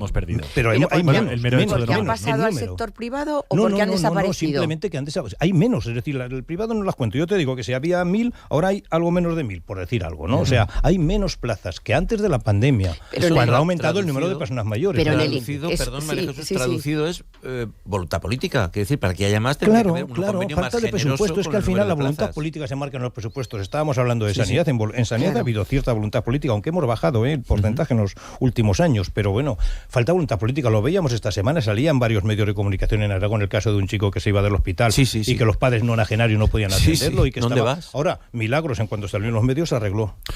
Vamos a seguir con la sanidad precisamente, con el decálogo que decíamos presentó ayer la Consejería de Sanidad. Vamos a saludar a Mercedes Ortín, secretaria general del sindicato CESMA Aragón. Señora Ortín, ¿qué tal? ¿Cómo está? Muy buenos días. Hola, buenos días. ¿A ustedes qué les parecen estas medidas que presentó ayer la Consejería de Sanidad?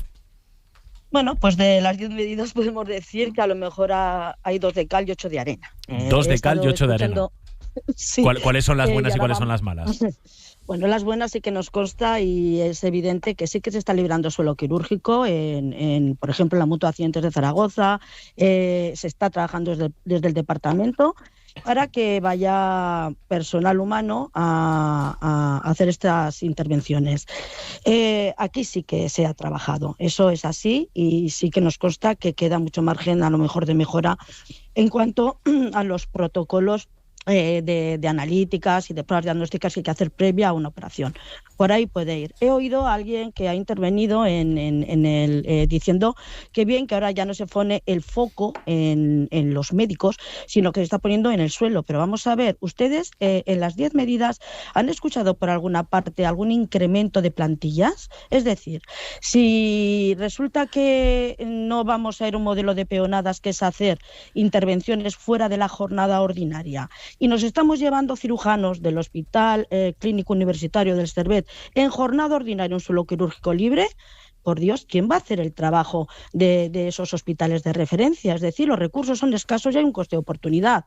Lo que está claro es que si nos llevamos a los profesionales, porque insisto, no ha habido ningún incremento de plantilla real, es más, en cirugía del clínico me consta que ya estaban bajo 4. Entonces, la demora y la sobrecarga asistencial se generará en las plantillas del hospital clínico en jornada ordinaria. Cuando habla el consejero de que se han contratado unos otorrinos para Huesca y para Zaragoza con el plan de este plan de fidelización de residentes, por mucho que él diga, yo sí que quiero una monitorización y que nos diga realmente la repercusión real que ha tenido, porque creemos, y nosotros sí que hemos monitorizado, que no se han conseguido más que 4 o 5 contratos por esta vía. Bien, ustedes saben que la otorrino de Teruel la tenemos externalizada con una policlínica y una serie de facultativos que vienen de Valencia. Es decir, estamos utilizando una fidelización para unas listas de Zaragoza, pero realmente lo de Teruel están viniendo para hacer determinadas intervenciones sencillas desde policlínicas de Valencia, de Comunidad Valenciana, pero lo tenemos totalmente desasistido asistido de otorrinos. Claro, por otro lado, el fiar espacios quirúrgicos a hospitales de Alcañiz o de Teruel que se van a abrir a finales de año o en el año 26, insisto, si esto no lleva aparejado un incremento de plantillas que puedan realizar el trabajo, nos va a dar lo mismo, y además, claro que servirán de utilidad para aligerar las listas de espera de esa zona, si encuentran profesionales, porque desde luego lo que ya tenemos en Zaragoza, no. Cuando habla de la cirugía robótica aumenta mucho la calidad en las intervenciones, es una maravilla, pero siempre necesita un humano, un experto, un cirujano de esa disciplina de gine o de urología o de cirugía general, de aquellas especialidades donde se van a beneficiar. Sí. Pero vamos a ver, eso no va a aligerar la lista, aumentará en todo caso la calidad. Señora Ortín, le aprovecho y le pregunto también por otro tema, porque creo que acaban de empezar con el Salud una reunión de sindicatos sanitarios, porque denuncian, bueno, no sé si ha salido de la reunión usted para atendernos, pero denuncian que no se están cumpliendo los compromisos del gobierno que ayudaron a desconvocar la huelga de atención primaria en 2023. Esto creo recordar que viene de la anterior legislatura incluso. ¿Qué es lo que no se está cumpliendo? ¿Qué es lo que piden? ¿Y qué van a hacer si no se cumple?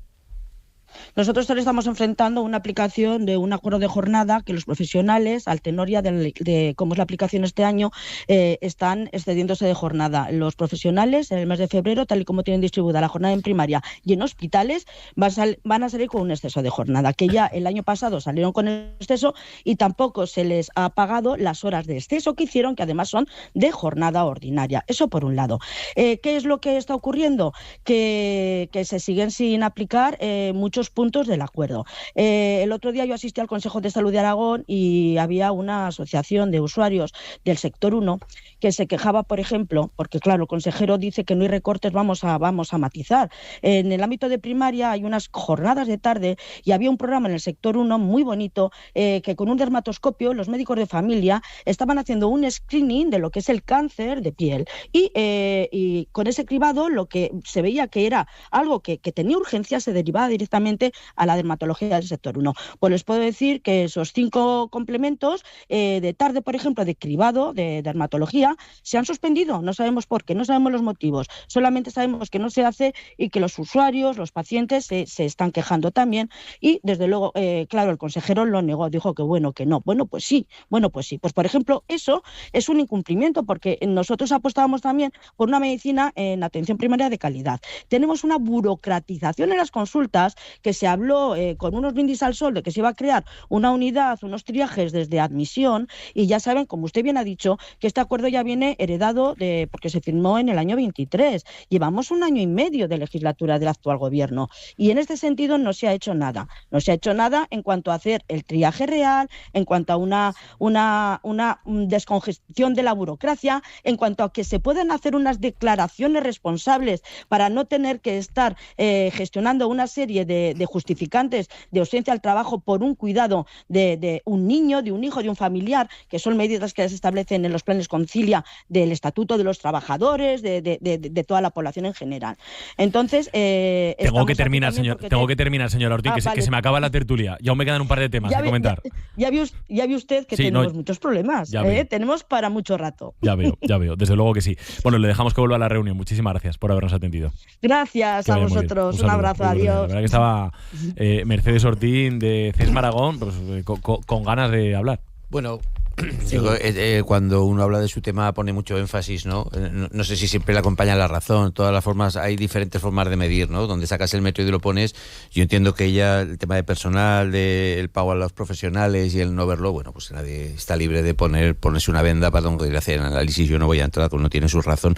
Pero sí que es verdad que al final todo lo fundamenta en los horarios, en la paga de las horas que se han hecho extras dentro de la jornada. En fin, yo no sé, habrá que poner en tela de juicio las medidas. Yo agradezco que haya medidas novedosas y que no sea siempre... voy un poco al inicio de la conversación, a mi intervención. Agradezco que no se intenten hacer las medidas de siempre, porque con las medidas de siempre probablemente estaríamos en los mismos resultados. Esto es una apuesta de la consejería. Vamos a dejar que funcione, vamos a poner los controles como explicaba Gustavo y hacer la medición durante el curso de este año y vamos a ver en qué queda. Si esto es muy fácil, el 2026 está aquí al lado. Veremos cómo ha ido todo. Lo último de la tertulia, 23 las 9, pero claro, algo tendremos que comentar también de cómo ha llegado Donald Trump a la Casa Blanca. Ayer tomó posesión, no perdió el tiempo tiempo, primeras horas, y ya ha firmado una larga lista de órdenes, ¿no, Esperanza? Sí, vamos primero con lo que ha eliminado cerca de 80 medidas legales de las que había impulsado la administración Biden. Ha salido Estados Unidos del Acuerdo Climático de París, de la Organización Mundial de la Salud. Ha eliminado políticas medioambientales y también se han eliminado avances en la lucha contra la discriminación por motivos de identidad sexual. There are only two genders, male and female. Ya ha dejado claro que su nuevo gobierno solo reconoce dos identidades de género, el masculino y el femenino. Sobre inmigración, ha declarado la emergencia nacional en la frontera con México.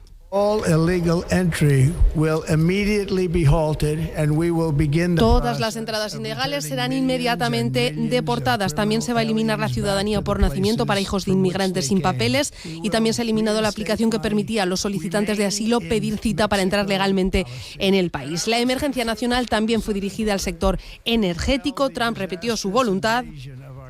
A national energy emergency. We will drill, baby, drill. Perforar, baby, perforar en busca de petróleo y gas natural. Y por último, y no menos importante, ha indultado la pena. La mayoría de los condenados por el asalto al Capitolio se han beneficiado unas 1.500 personas. 20 segundos te dejo. Gustavo, antes de que te marches. Sí, yo me voy más tranquilo desde que he escuchado que la presidenta de la Comunidad de Madrid le ha ofrecido la colaboración a Trump para poner en marcha estas medidas, me imagino. O sea, para expulsar a los millones de inmigrantes irregulares, para aumentar las tasas a todo tipo de exportaciones hasta el 100% a países como España, que nos considera que somos Sudáfrica. Me alegro y creo que Trump hoy estará mucho más tranquilo y satisfecho después de que la presidenta Ayuso le haya ofrecido toda la colaboración de su comunidad. Te recuerdo que la ironía es lo más difícil de entender en la radio, Gustavo. A ver si te lo van a tomar al pie de la letra. Y sacar petróleo allí donde lo encuentren. Como lo pillen en la Gran Vía, le van a hacer un agujero que se va a enterar. Adiós, Gustavo. Adiós, Miguel, María Jesús. 20 segundos cada uno sobre estos primeros pasos de Trump. Trump en estado puro ayer, los que dicen que hay que juzgarlo por lo que hace y no por lo que dice es verdad. Yo creo que hay ejemplo. Y a mí me preocupa que no sepa dónde está España ni cuál es el posicionamiento geopolítico de España en el mundo. Ayer cometió un error con el corresponsal del ABC, con Alandete, identificándonos con Brasil, con Chile, yo creo que con Sudáfrica. Con la S. Es decir, no sabe dónde está España. Tenemos una carencia exterior importantísima con el principal actor mundial ahora y los próximos 4 años y con muchos poderes económicos a su alrededor. Bueno, pues el discurso de Trump es América lo primero, y América lo primero significa que Europa todavía pierde más peso político, porque Europa será lo último. Y entonces, bueno, pues nuestros políticos a nivel europeo, España y el resto de los países de la comunidad, tienen que hacer un esfuerzo por posicionar a Europa donde Europa se merece. Terminamos. Banda sonora del día. A ver si adivinan quién ha elegido.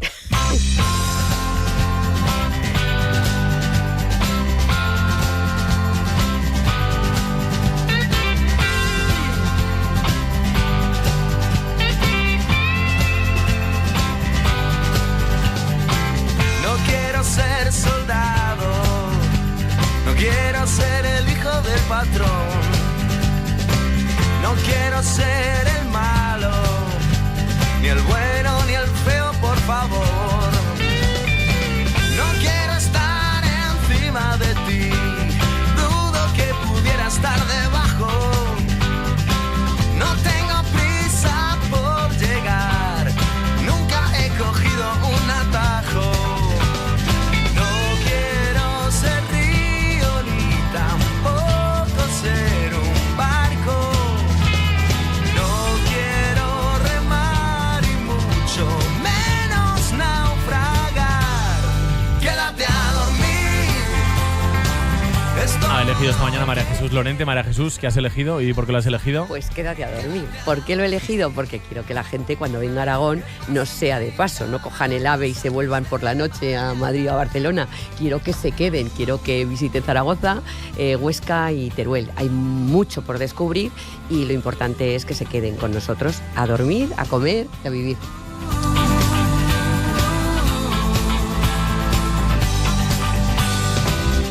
¿Qué te cuentan los oyentes? 608-578-412. Esperanza. Hoy muchos y variados sobre las listas de espera en materia de sanidad. Tenemos este audio. Hola, buenos días. Tengo 49 años y hace 4 años me detectaron una catarata. Esto es lo que no puede ser. O sea, una persona activa laboralmente, que una operación que cuesta hacerla es de estas que te mandan en el día a casa, que lleve esperando para que me operen, pues eso. 4 años. La operación de cataratas en el sistema privado cuesta 2.800 euros por ojo. Y lo que no entiendo es cómo puede ser que una operación que se está operando a muchísima gente jubilada, cuando haya una persona en edad laboral que tenga que hacerse esta operación, esté en una lista de espera kilométrica. Más oyentes que nos contaban un ejemplo, personal sanitario que nos dice que esta semana, por ejemplo, en su hospital se han cerrado los quirófanos porque todas las camas de hospitalización están ocupadas. No puedes operar porque no tienes dónde llevar a esos pacientes después. Dice que haría falta más personal. Más sobre cuestiones sanitarias nos dice Ascen respecto a las operaciones, hacen el preoperatorio y tardan tanto que después hay que volver a repetir esas pruebas. Esto es algo que sucede de forma habitual. Lourdes, un ejemplo de la sanidad pública, aunque no sea operación, desde agosto para que me llamen para hacer rehabilitación por un problema del cuello. Y por último, y sobre el turismo mucho y variado que tenemos en nuestra comunidad, dice Pepe Ferrer que no nos olvidemos del turismo ornitológico, que hay mercado, por ejemplo, en la laguna de Gallocanta o en las rutas moteras. Para entrar si me apetece entrar, quédate a dormir. Es todo lo que quiero en esta vida insana. Aquí lo vamos a dejar. Que vaya bien la mañana del martes. Miguel Zandundo, Igualmente, Jesús Lorente, que terminéis bien. Gracias a vosotros. Buen día. Quédate a dormir. Es todo lo que quiero en esta vida insana. Quédate a dormir antes de mañana.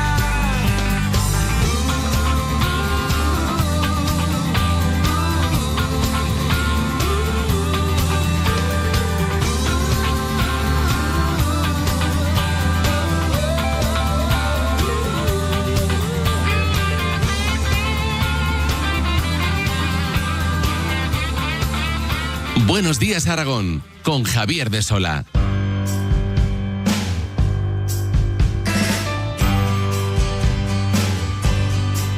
Porque sabemos agradecer a pesar de lo vivido, porque de todo comienza hace ya mucho tiempo,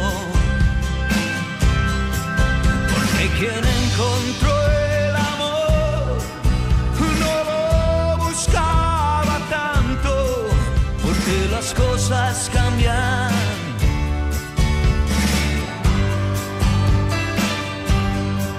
Porque sabemos hacer del escapismo un arte, porque siempre que... Ángel de Castro, fotógrafo, ¿qué tal, Ángel? Hola, buenos días, Javi. Muy buenos días. Esperanza. Vamos a rescatar una fotografía del archivo de Ángel de Castro, como hacemos cada semana, para recordar un momento que, bueno, pues que nos lleva a un contexto histórico relevante, ¿no? Como hacemos cada semana.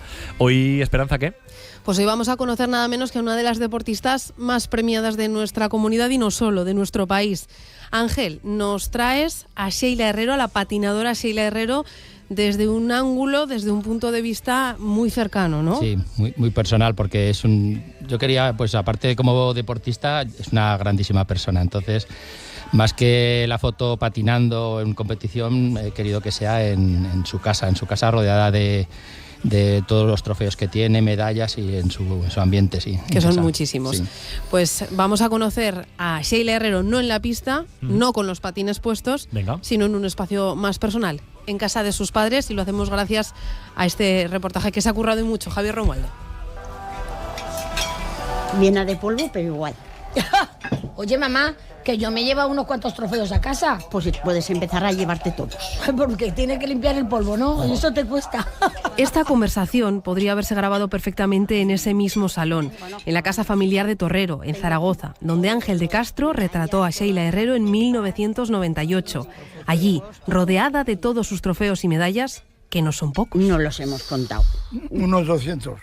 No más. O más. Más. ¿Tú te imaginas en una pared todo estanterías de vidrio colocadas manualmente con...? Pero es que muchas de las copas, aparte que las regalábamos a los niños que patinaban conmigo y demás, es que las usábamos como de...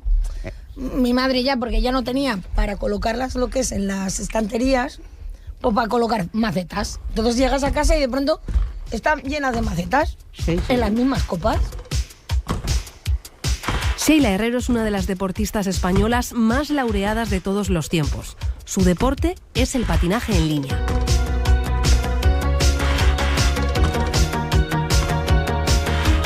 Yo llevo toda la vida entrenando y compitiendo, entrenando en la calle, entrenando en supermercados, en carreteras, en todos los sitios donde impensable, que te podían atropellar y que te podían, lo peor. Y su colegio era el Domingo Miral. Por aquel entonces, a principios de los 80, lo de las actividades extraescolares no se llevaba. Entonces, en el colegio no había profesor de gimnasia, no había deportes de ninguna clase. Y entonces se pusieron de acuerdo unos cuantos padres, pues uno hizo balonmano, otro hizo patinaje, que tenía 3 o 4 chicos, y empezaron a hacer patinaje. Y entonces fue cuando se hizo el APA de Domingo Miral, con los deportes que cada padre pues iba haciendo. Los deportes entonces eran más que nada dirigidos a los chicos. A los chicos. Sí. Fútbol, futbito, balonmano, baloncesto, las chicas que había. O gimnasia rítmica, si había alguna sabía hacer, o el patinaje que para todo servía. Entonces se nos llenó, llegamos a tener 40 y mucho. Pienso llegar a los próximos campeonatos de España, quedarme primera, luego a los europeos, que es donde tenía que haber ido este año, y luego al campeonato del mundo.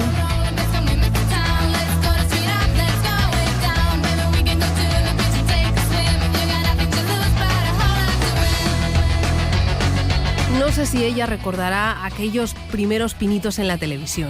Lo que sí recuerda, y no es para menos, son sus primeros patines. ¿Cómo os imagináis los primeros patines de una campeona del mundo? Mi padre me compró los primeros patines en una chatarrería por 100 pesetas. De antaño... Perdona, por 50. Ah, 50, fíjate. Me pedían y yo 100. pidiendo 100. Me Ahí pedían va. 100. Y racaneando, ¿eh? Anda ahí metiendo caña. Pues fíjate, y luego llegué a ser campeón del mundo. Gracias a unos patines que eran de hierro, con ruedas de madera, comprados en una chatarrería. Gracias aquí al herrero. Del barrio de Torrero, ¿no? Porque habías tenido buenas notas y entonces dijo tu padre, pues Ay, nada. ay, buenas notas nunca las he tenido, mamá. Bueno, pero entonces eran de... Sí, porque tenías era 3 años o Mamá, 4. Sí, porque era pequeñita, pero... vamos. Entonces era lo que teníamos para gastar, para disfrutar, era para pasarlo bien con ellas. Ellas hacían el deporte y nosotros pues estábamos acompañándolas. Claro, las acompañábamos. Que es que no es que tuviéramos salarios... Nada. Que no, que siempre hemos sido una familia muy normal, muy humilde. Una familia muy normal, dice. ¿Es esta una familia muy normal? Atentos, porque yo diría que no. Hemos dormido muchísimo tiempo en los campeonatos en el coche. Y seguimos teniendo el mismo coche. 24 años después todavía tenemos el Opel Astra, que con una colchoneta de espuma la poníamos en la parte de atrás. Ella no, que iba con la selección, pero nosotros si queríamos estar cerca de ellas, pues durmiendo en el coche. No fueron pocos los campeonatos. Imaginaos, después de haber ganado 27 medallas en mundiales y 67 en europeos, ¿serán capaces de quedarse con una sola, con una de esas competiciones? 1994, mi primer campeonato del mundo. Afortunadamente era al sur de Francia, estaba toda mi familia. Mucha gente que vino a acompañarnos. Para ellos lo más importante era poder sacar un diploma. Y yo le dije a aquella persona, hemos venido por el oro y no nos iremos sin él. Y dicho y hecho, la prueba siguiente, los 5.000 metros. Conseguí el oro y récord del mundo. Todo el mundo, oro, tu hija campeona del mundo. Y él dijo, no. Medalla de oro, una solo, no. Y el tío, venga R que R, al día siguiente en los 1500 conseguí otra. Y aún así él dijo, tú más y más y más. O sea que fue bastante egoísta. Muy exigente, como siempre ha sido. Pero sí. No veas las francesas al ver que Sheila les ganaba, que no estaban en ningún momento esperaban que ganara. Y a todos estos reconocimientos hay que sumar otro que no cabe en un salón ni en una casa. Y es que Sheila Herrero tiene una plaza en su barrio, en su querido barrio de Torrero, entre la calle Ruiz Tapiador y la calle Alicante. Si tuviera que elegir entre su plaza y una de sus medallas o trofeos, ¿con qué se quedaría? Mira, te voy a decir una cosita. De todas las medallas, de todas las placas, todo lo que puedo llegar a tener, me quedo con el mejor, que es para mí. Actualmente estoy trabajando en una empresa que me han dado una oportunidad increíble, estoy asesora comercial para deportes integrales deportivos y césped artificial, ¿ves? Me han dado esa oportunidad increíble, voy por todos los sitios, institutos, empresas, y la gente dice, pero tú eres Seila Herrero, eres la patinadora. No hay un día que llegue a mi casa y no se me caigan las lágrimas. La calle o la plaza, Seila discrepó con ella. Es muy importante. Que sí, que yo le doy importancia, pero te quiero decir, papá, que para mí es muy importante. Yo cuando paso por mi plaza, bajo la ventanilla del coche y digo, ¡viva mi plaza! O sea, soy la primera.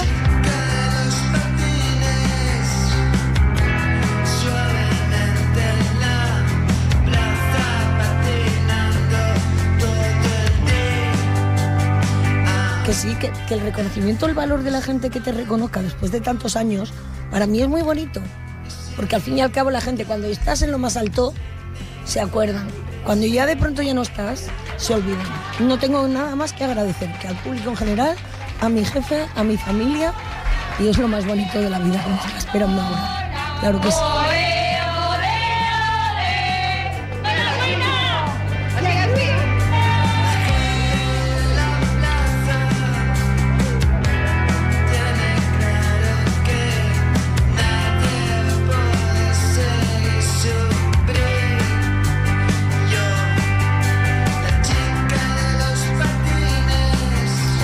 Era de Seila Herrero, Esperanza. Un historión y tantas cosas que no nos ha cabido contar en el reportaje, ¿verdad, Ángel? Está muy bonito el reportaje, muy humano, sí. Se refleja muy bien lo que es ella y lo que es el ambiente de su casa, de sus padres y todo. Sí, de la relación que tienen. Con su barrio también. Lo que no nos ha dado tiempo de contar y sí que creo que merece la pena es que una de las cosas que ella más valora es ese cariño de la gente, lo ha dicho, pero sobre todo y que en aquellos años faltaban planes de inserción en el mundo laboral para deportistas retirados, sí, claro, y que ella, una campeona mundial europea, sí. Una recampeona mundial, 15 veces campeona del mundo. Una de las cosas que más agradece es tener un puesto de trabajo. Sí.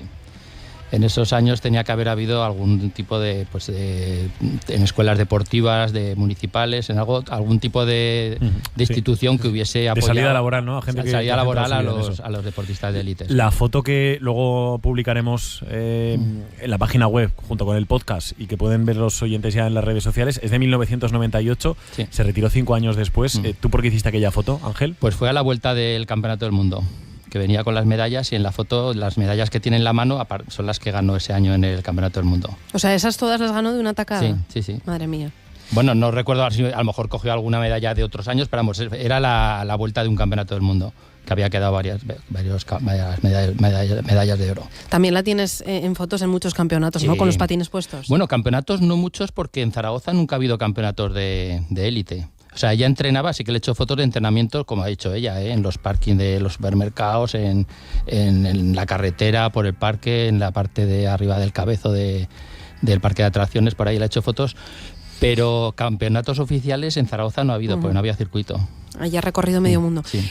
Ángel, yo creo que esto ya te lo pregunté con el Pastor de Andorra, pero cuando haces una foto a una personalidad como Seila Herrero, ¿cómo influye o qué aporta el lugar donde haces la foto? No hacerla en la pista, sino hacerla en su casa. Es que la verán los oyentes la foto, que se ve el sofá, el cuadro, que se ve perfectamente que es casa familiar. ¿Eso qué aporta al fotografiado? ¿Qué te aporta a ti como fotógrafo? Pues da mucha idea de lo que es la persona, o sea, da mucha información de cómo es la persona. Tu ambiente donde vives, en el cuarto de estar de tu casa, ahí se ve perfectamente cómo es Seila, cómo es su familia. Lo que ha dicho su padre, que tiene 200, 300 copas ahí que no caben. Eso es lo que aporta el verla en su ambiente, sí. Es ver un poco la información que te da de cómo es como persona. ¿Y el gesto se relaja un poco más? Sí, ¿O también, eso claro. a ti te facilita el trabajo? También, claro, la persona cuando estás en tu sitio de trabajo, en tu casa, siempre estás más relajado que si lo haces en otro sitio que no es tu ambiente. Otra joya para guardar, la foto de Ángel y el reportaje de Esperanza y de Javier Romaldo. La semana que viene más, Ángel, que vaya muy bien. Hasta la semana que viene. Muchísimas gracias. Y 43, las 9 de la mañana.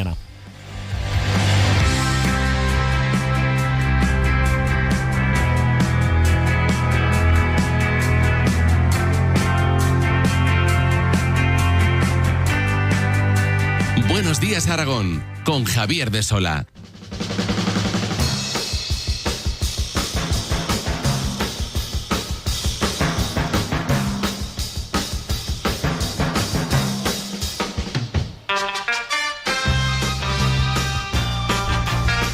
Joseba Bonaut, profesor de Comunicación Audiovisual de la Universidad de Zaragoza. ¿Qué tal, Joseba? Muy buenos días. Muy buenos días. Claro, en la semana de la investidura de Trump le hemos pedido a Joseba que de entrada nos recomiende 3, 4, 5 películas, series que tengan América como leitmotiv. Luego vamos con las recomendaciones suyas de la semana, pero está así de entrada. Hoy diré lo que pienso inmediatamente cuando... Venga. Dos tontos muy tontos, es la primera que me viene a la cabeza. Pero bueno, luego si quieres las comentamos. No... ¿Alguna película que tenga América, eso, como leitmotiv, Joseba? Bueno, muchas, pero no sé, hablamos de Trump. Yo creo que la película es The Apprentice, que fue la película que va a estar nominada este año a los Oscars, que habla sobre la propia vida de Donald Trump. Hay un documental muy importante que es 6 de enero de HBO, que habla del asalto al Capitolio, que nos hemos olvidado ya, pero que fue un evento totalmente desastroso para la historia americana. Documentales sobre una de sus manos derechas como Roger Stone, y luego la faceta menos conocida, que es la de participar con cameos en películas, ¿no? Una es en Celebrity de Woody Allen, y otra que será, seguro que la habéis visto, que era Solo en Casa 2, en la que interactuaba con nuestro héroe Macaulay Culkin. O sea que también Trump ha sido actor. Sí. Así como director de un gran programa de televisión, The Apprentice. Recuerdo que fue uno de los presentadores de un reality show.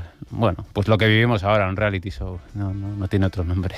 Venga, pues eso es lo que hay que apuntar en relación con la investidura de Trump, con Trump como protagonista o con el entorno de Trump como protagonista.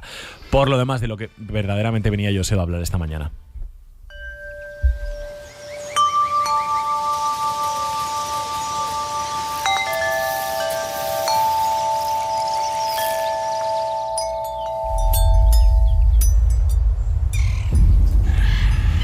No sé si es la recomendación más bizarra que nos has hecho hasta el momento, Joseba. No, hombre, no. ¿Por qué? Porque es la película Flow, no sé por qué es bizarra, es una de las grandes favoritas para ganar el Oscar a la película. Hombre, es película animada muda, ¿no? Sí, bueno, muda no, o sea, que no hablan, pero muda no, porque tenemos música, como hemos podido escuchar, tenemos sonidos, efectos, tenemos muchísimas cosas maravillosas, estimulantes a nivel de sonido, pero lo que no tiene es diálogo. No hay diálogo. ¿Por qué no hay diálogo, diréis? Pues básicamente porque es una película que habla sobre un gato que intenta sobrevivir a una catástrofe mundial. Un gato está en un lugar del mundo, en una selva, de repente empiezan a atacarle y en un momento dado se abren las aguas, se inunda todo el mundo e intenta buscar un lugar en el que salvarse. Pero cuando digo se inunda todo el mundo es que se inunda hasta la montaña más alta, ¿no?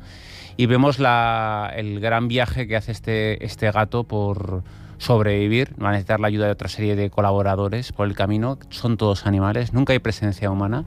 Y durante más de 80 minutos asistimos como testigos a ese viaje prácticamente por una tierra devastada en la que no sabemos lo que ocurre. Para mí es la película de animación del año y una de las películas del año sin ninguna duda. Del año pasado, este año se estrena ahora este viernes en España y una de las grandes favoritas a los Oscars porque es una película de animación. Yo la defino como metafísica. Es una película que uno la ve y dice, ¿qué hago yo en el mundo? ¿Esto para qué edades es? Yo creo que es una película difícil para ver con niños. Por eso te lo pregunto. Me da la sensación. No lo he probado, ¿no? Tendría que probarlo con mis hijos, pero es una película en la que un adulto se queda planteándose muchas preguntas sobre uno mismo, sobre su identidad, sobre el lugar en el mundo. Bueno, yo creo que es una película maravillosa, una película... Hay que decir el nombre exacto, ¿vale? Me lo he traído apuntado porque si no se me olvidará, que es Jens Zivaloidis, ¿vale? Zivaloidis, que es director letón. En Letonia es un país en el que haga muchas películas, pero este director ganó ya el Globo de Oro, ganó el premio del cine europeo. Es la primera película de Letonia que va a ir a los Oscars. Probablemente este jueves sabremos las nominaciones. Y es uno de los grandes responsables de una de las películas más bonitas de este año. Y que además comentó que esta película le ha servido para mucho, porque es una película que habla de colaboración y esta es la primera película que él hacía con gente, porque todas sus películas anteriores las hacía él solo, todo, absolutamente todo. Así que tenemos una película metafísica de animación de un gato que sobrevive, preciosa, hecha por un letón y yo creo que es una oportunidad maravillosa para ir al cine. La recomiendo muchísimo. Yo creo que no hay que dejarse engañar por lo que es muda o cosas de ese tipo, sino que yo creo que es la gran película de animación del año y eso que hemos tenido otras películas muy bonitas. Bueno, una película para perderse, para pensar, para todo. Esta es la primera recomendación. Segunda recomendación de Joseba para esta semana. Es una separación de mutuo acuerdo. La cosa no funciona y... Para poder... seguir siendo... amigos.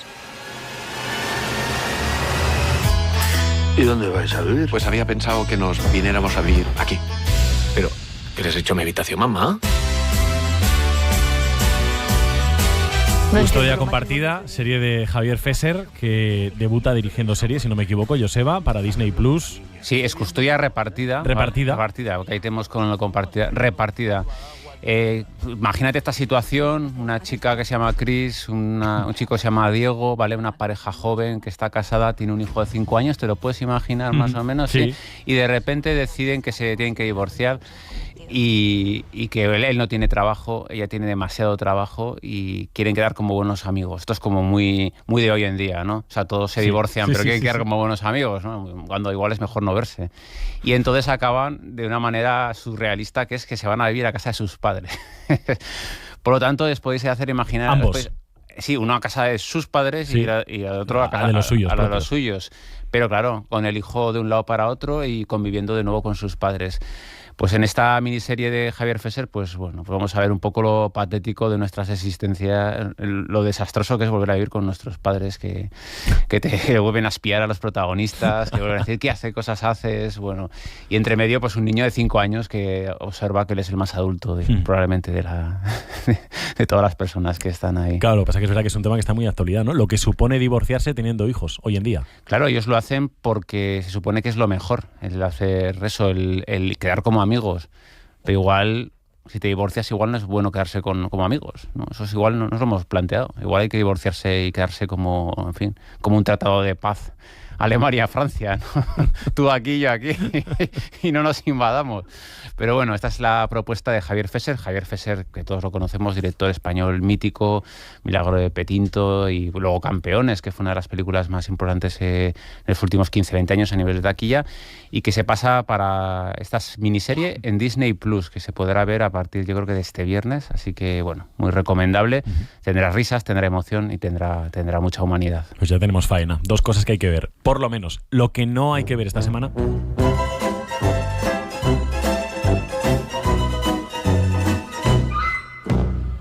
Lo que no hay que ver, ¿qué es, Joseba? Bueno, pues me he enterado ya que por fin tenemos lo que no necesitábamos, que era una adaptación de esa serie tan lucrativa de Netflix española llamada Machos Alfa. No sé si la conoces. Sí, no la he visto, pero Bueno, se está viendo en mi casa. Bien, pues Machos Alfas, que es una de las series más lucrativas, como digo, de los creadores de Aquí no hay quien viva, va a estrenar esta semana su versión francesa. No sé cómo será en francés Machos Alfa, no les veo muy machos ni muy alfas a los franceses, pero que sepáis que me interesa más la versión italiana, que yo creo que van a ser más machos y más alfa. Esa se está produciendo ahora. ¿Ah, sí? Por lo ¿De tanto, verdad? sí, por lo tanto lo que estoy diciendo es, no la recomiendo ver porque ¿para qué? Pero lo que les felicito a sus creadores, que estarán ahora bañándose en una bonita piscina de oro. Así que felicidades, Machos Alfa, franceses, italianos y españoles. Y 51, las 9, el contrainformativo. El contrainformativo. Buenas noticias y algo que celebrar. Con Juan Luis Saldaña. Buenas noticias que me alegren la vida. Un colocón de energía positiva. Buenas noticias y algo de felicidad. Juan Luis Saldaña, ¿qué tal, Saldaña? Muy buenos días. Mucha plancha tengo, muchas cosas ¿Sí? que hacer. Pues sí. venga, que tienes poco tiempo. Si no está Plutón, no es alineación. Esta es la primera reivindicación que lanza el contrainformativo. Alineación planetaria, a mí no. Si no está Plutón, no es alineación. Nos han quitado a Plutón de la lista de planetas y Plutón no está alineado. Si no está Plutón, no es alineación. ¿Ha quedado claro? Fantástico. Bien, ¿todos Sí, a favor? sí. A favor. Películas Somos- sobre Plutón, Joseba. Somos plutonianos. ¿O sobre los planetas? Plutón Verbenero. Era una serie. ¿Sí o no? Sí, lo era. Con Carlos Areces, qué grande. Gran cantante. Sí. Vamos a hablar de... Pero le dejas decir una... Sí, sí. Nada, Space Jam, El Space Marciano, Jam. lo que queráis. Vale, No, vale, tira, vale, va, vale, la siguiente, vale, que tiene tira, plancha, venga, que tiene tira, plancha. tira. Tengo plancha. Vamos a hablar de gente que busca novio. Quieres salir a joder. A ver, Saldaña, que estoy viendo por aquí lo que hay en el Una guión. influencer busca novio porque está cansada de estar soltera. Pide a hombres que manden su currículum. Se llama Lía Sicora. No está de mal ver, de sola te lo voy anunciando ya. Entra soltera al 2025, dice que está cansada de estar en esta situación y dice que manden el perfil, el currículum a su Gmail. Vamos a escucharla a ella. 2025, ¿cuántas parejas has roto? Bueno, yo he entrado soltera al año y estoy hasta la de estar soltera. Así que se me ha ocurrido la maravillosa idea de crear un Gmail, que es este de aquí, para que enviéis vuestros currículums para ser mi pareja. Por favor, añadir fotos, un poco de vuestra vida, pero fotos, sobre todo fotos. Si tenéis animales, muy importante, me encantan los animales. Y poco más, la verdad, no pido mucho. Así que bueno, en el siguiente vídeo estaré reaccionando a los currículums. Si queréis hacer un PowerPoint o cosas así también vale. Pues le hemos escrito lo siguiente. Fíjate, espero que sea para Esperanza porque me estoy temiendo lo peor. Mira lo que espero le he puesto, que hayas escrito en nombre de le he Esperanza. puesto en el asunto, tirando de nociones de copywriting. Le he puesto, no te líes, Lía, que te hago el lío. Tengo tu lío y no es Messi. Hola, Lía, qué lío, ¿no? Escribo en representación de Javier de Sola. Quiere participar en tu selección, es un tipo muy elegante, educado, bien plantado y con carisma. De hecho, sale en un cartel. Le he mandado foto del cartel con una flecha. Muy bien hecho. Bien plantado. Sale en un cartel porque es periodista. Sale en la radio, te mando la foto. Es el que está debajo de la flecha, lógicamente. Le encantan los animales, tiene un perrito, tiene el pase de temporada del acuario porque es muy sensible. Mi perro murió hace 2 años. Da igual. Lo sigues teniendo en el corazón. Ama al cocodrilo y a la marmota. También le gustan los videojuegos, es muy juguetón. Ya nos dirás algo, gracias. De Sola, estás ahí en la lucha. Gracias, y va a reaccionar a los currículums en el propio TikTok. O sea que estamos muy pendientes de que comente tu candidatura, incluso haciendo bailes. Muy bien. ¿Bien? Sí, fantástico. Muchas gracias. Oye, a mí me apuntó a un campamento para ser monja. Sí, y también te apunté aquí hay para todos. Ojalá ser tú, Esperanza. al curso de sexadora de pollos que rechazaste y ahí que me llamaron realmente por teléfono. Y ahora estarías montada en el dólar como los de machos alfa. En fin, una película para esto, Joseba. Para citas o algo así, debe ser, ¿no? Para después de la cita, 4 bodas y un funeral. Eso es lo que viene después de una relación. No sé para qué quiere eso, una relación. Muy bien. Vamos a hablar ahora de pitonisas y gente, también como estamos con la alineación planetaria y trumpismo, de gente que se fija en cosas para predecir el futuro. Esa nena mueve el culo y lo rebota cuando baila. Esa nena mueve el culo y lo rebota cuando baila. Esa nena mueve el culo y lo rebota cuando baila. Pero es traicionera, se rola con varias bandas. Que miren que estás firme, dura como escultura. Una sacerdotisa peruana asegura que predice el futuro mirándote las nalgas.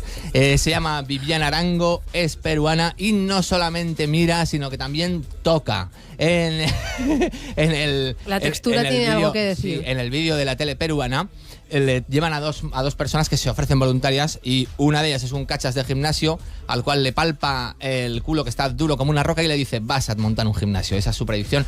Y luego a una chica que tiene así también pinta pues de multioperada le dice te va a ir mal en el amor. Entonces bueno, no sé si eran dos evidencias o dos obviedades, pero vamos a escucharla también.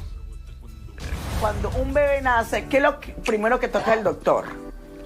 Las nalgas. ¿Por qué? Es el significado de la vida. Mac, físico-culturista, quería saber... La nalga es el significado de la vida, ¿de Sola? ¿Sí o no? Esto ya se ha hecho en España. ¿Ya se ha hecho? El maestro Joao, búscatelo. El maestro Joao, también te tocaba el culo. Pero escucha una cosa, el maestro Joao. Yo esto lo había visto. Yo llamo a muchos maestros de estos de limpia parabrisas. Estás hablando de estos que te dejan el papelico y te dicen que te limpian amarres, que te consiguen... No, que este sale en la tele, hombre. El maestro Joao sale en la tele. Más celebrity. Sí, vale, uno que también está muy operado, ¿verdad? Diría sí, pero de memoria, la verdad. Sí. Qué interesante. Bueno, entonces eso, vamos a ponerle una película a esto. Yo solo cada vez te lo pongo más difícil. No, Jackass, completamente. Oh. Eso haría muchas cosas con ese señor. Qué bueno era aquello. Ya ni me acordaba. Y vamos con la última de Solar. Venga, te da tiempo una última. Vamos a hablar de perder calorías.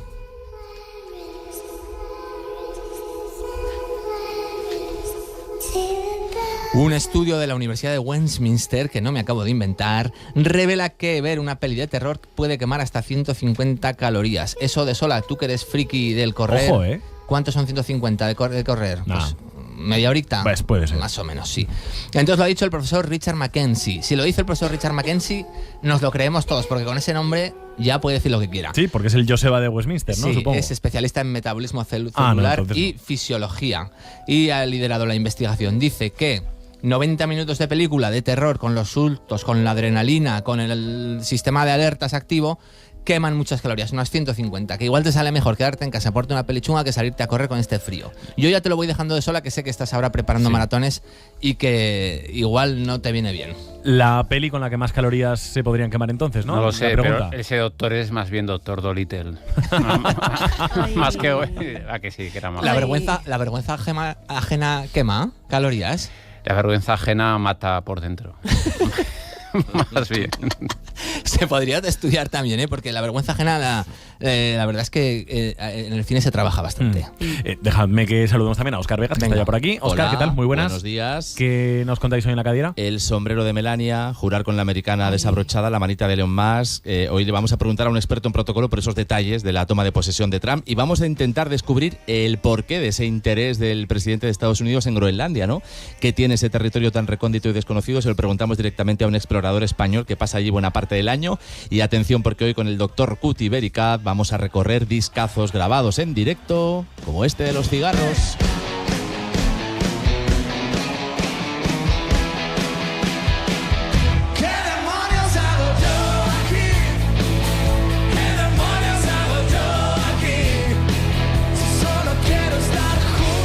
Donde suena todo el rock and roll patrio, ¿no? Acompañando a los cigarros, Leiva, Carlos Raya, Fito, Carlos Tarque, entre otros muchos. Que vaya muy bien la mañana, Óscar. Gracias. Buena mañana. ¿Te vas a clase, Joseba? No. No. ¿A qué? Yo, pero si soy profesor, ¿cómo voy a ir a clase? Que vaya bien la mañana, Joseba. Igualmente. Adiós, Saldaña, Esperanza.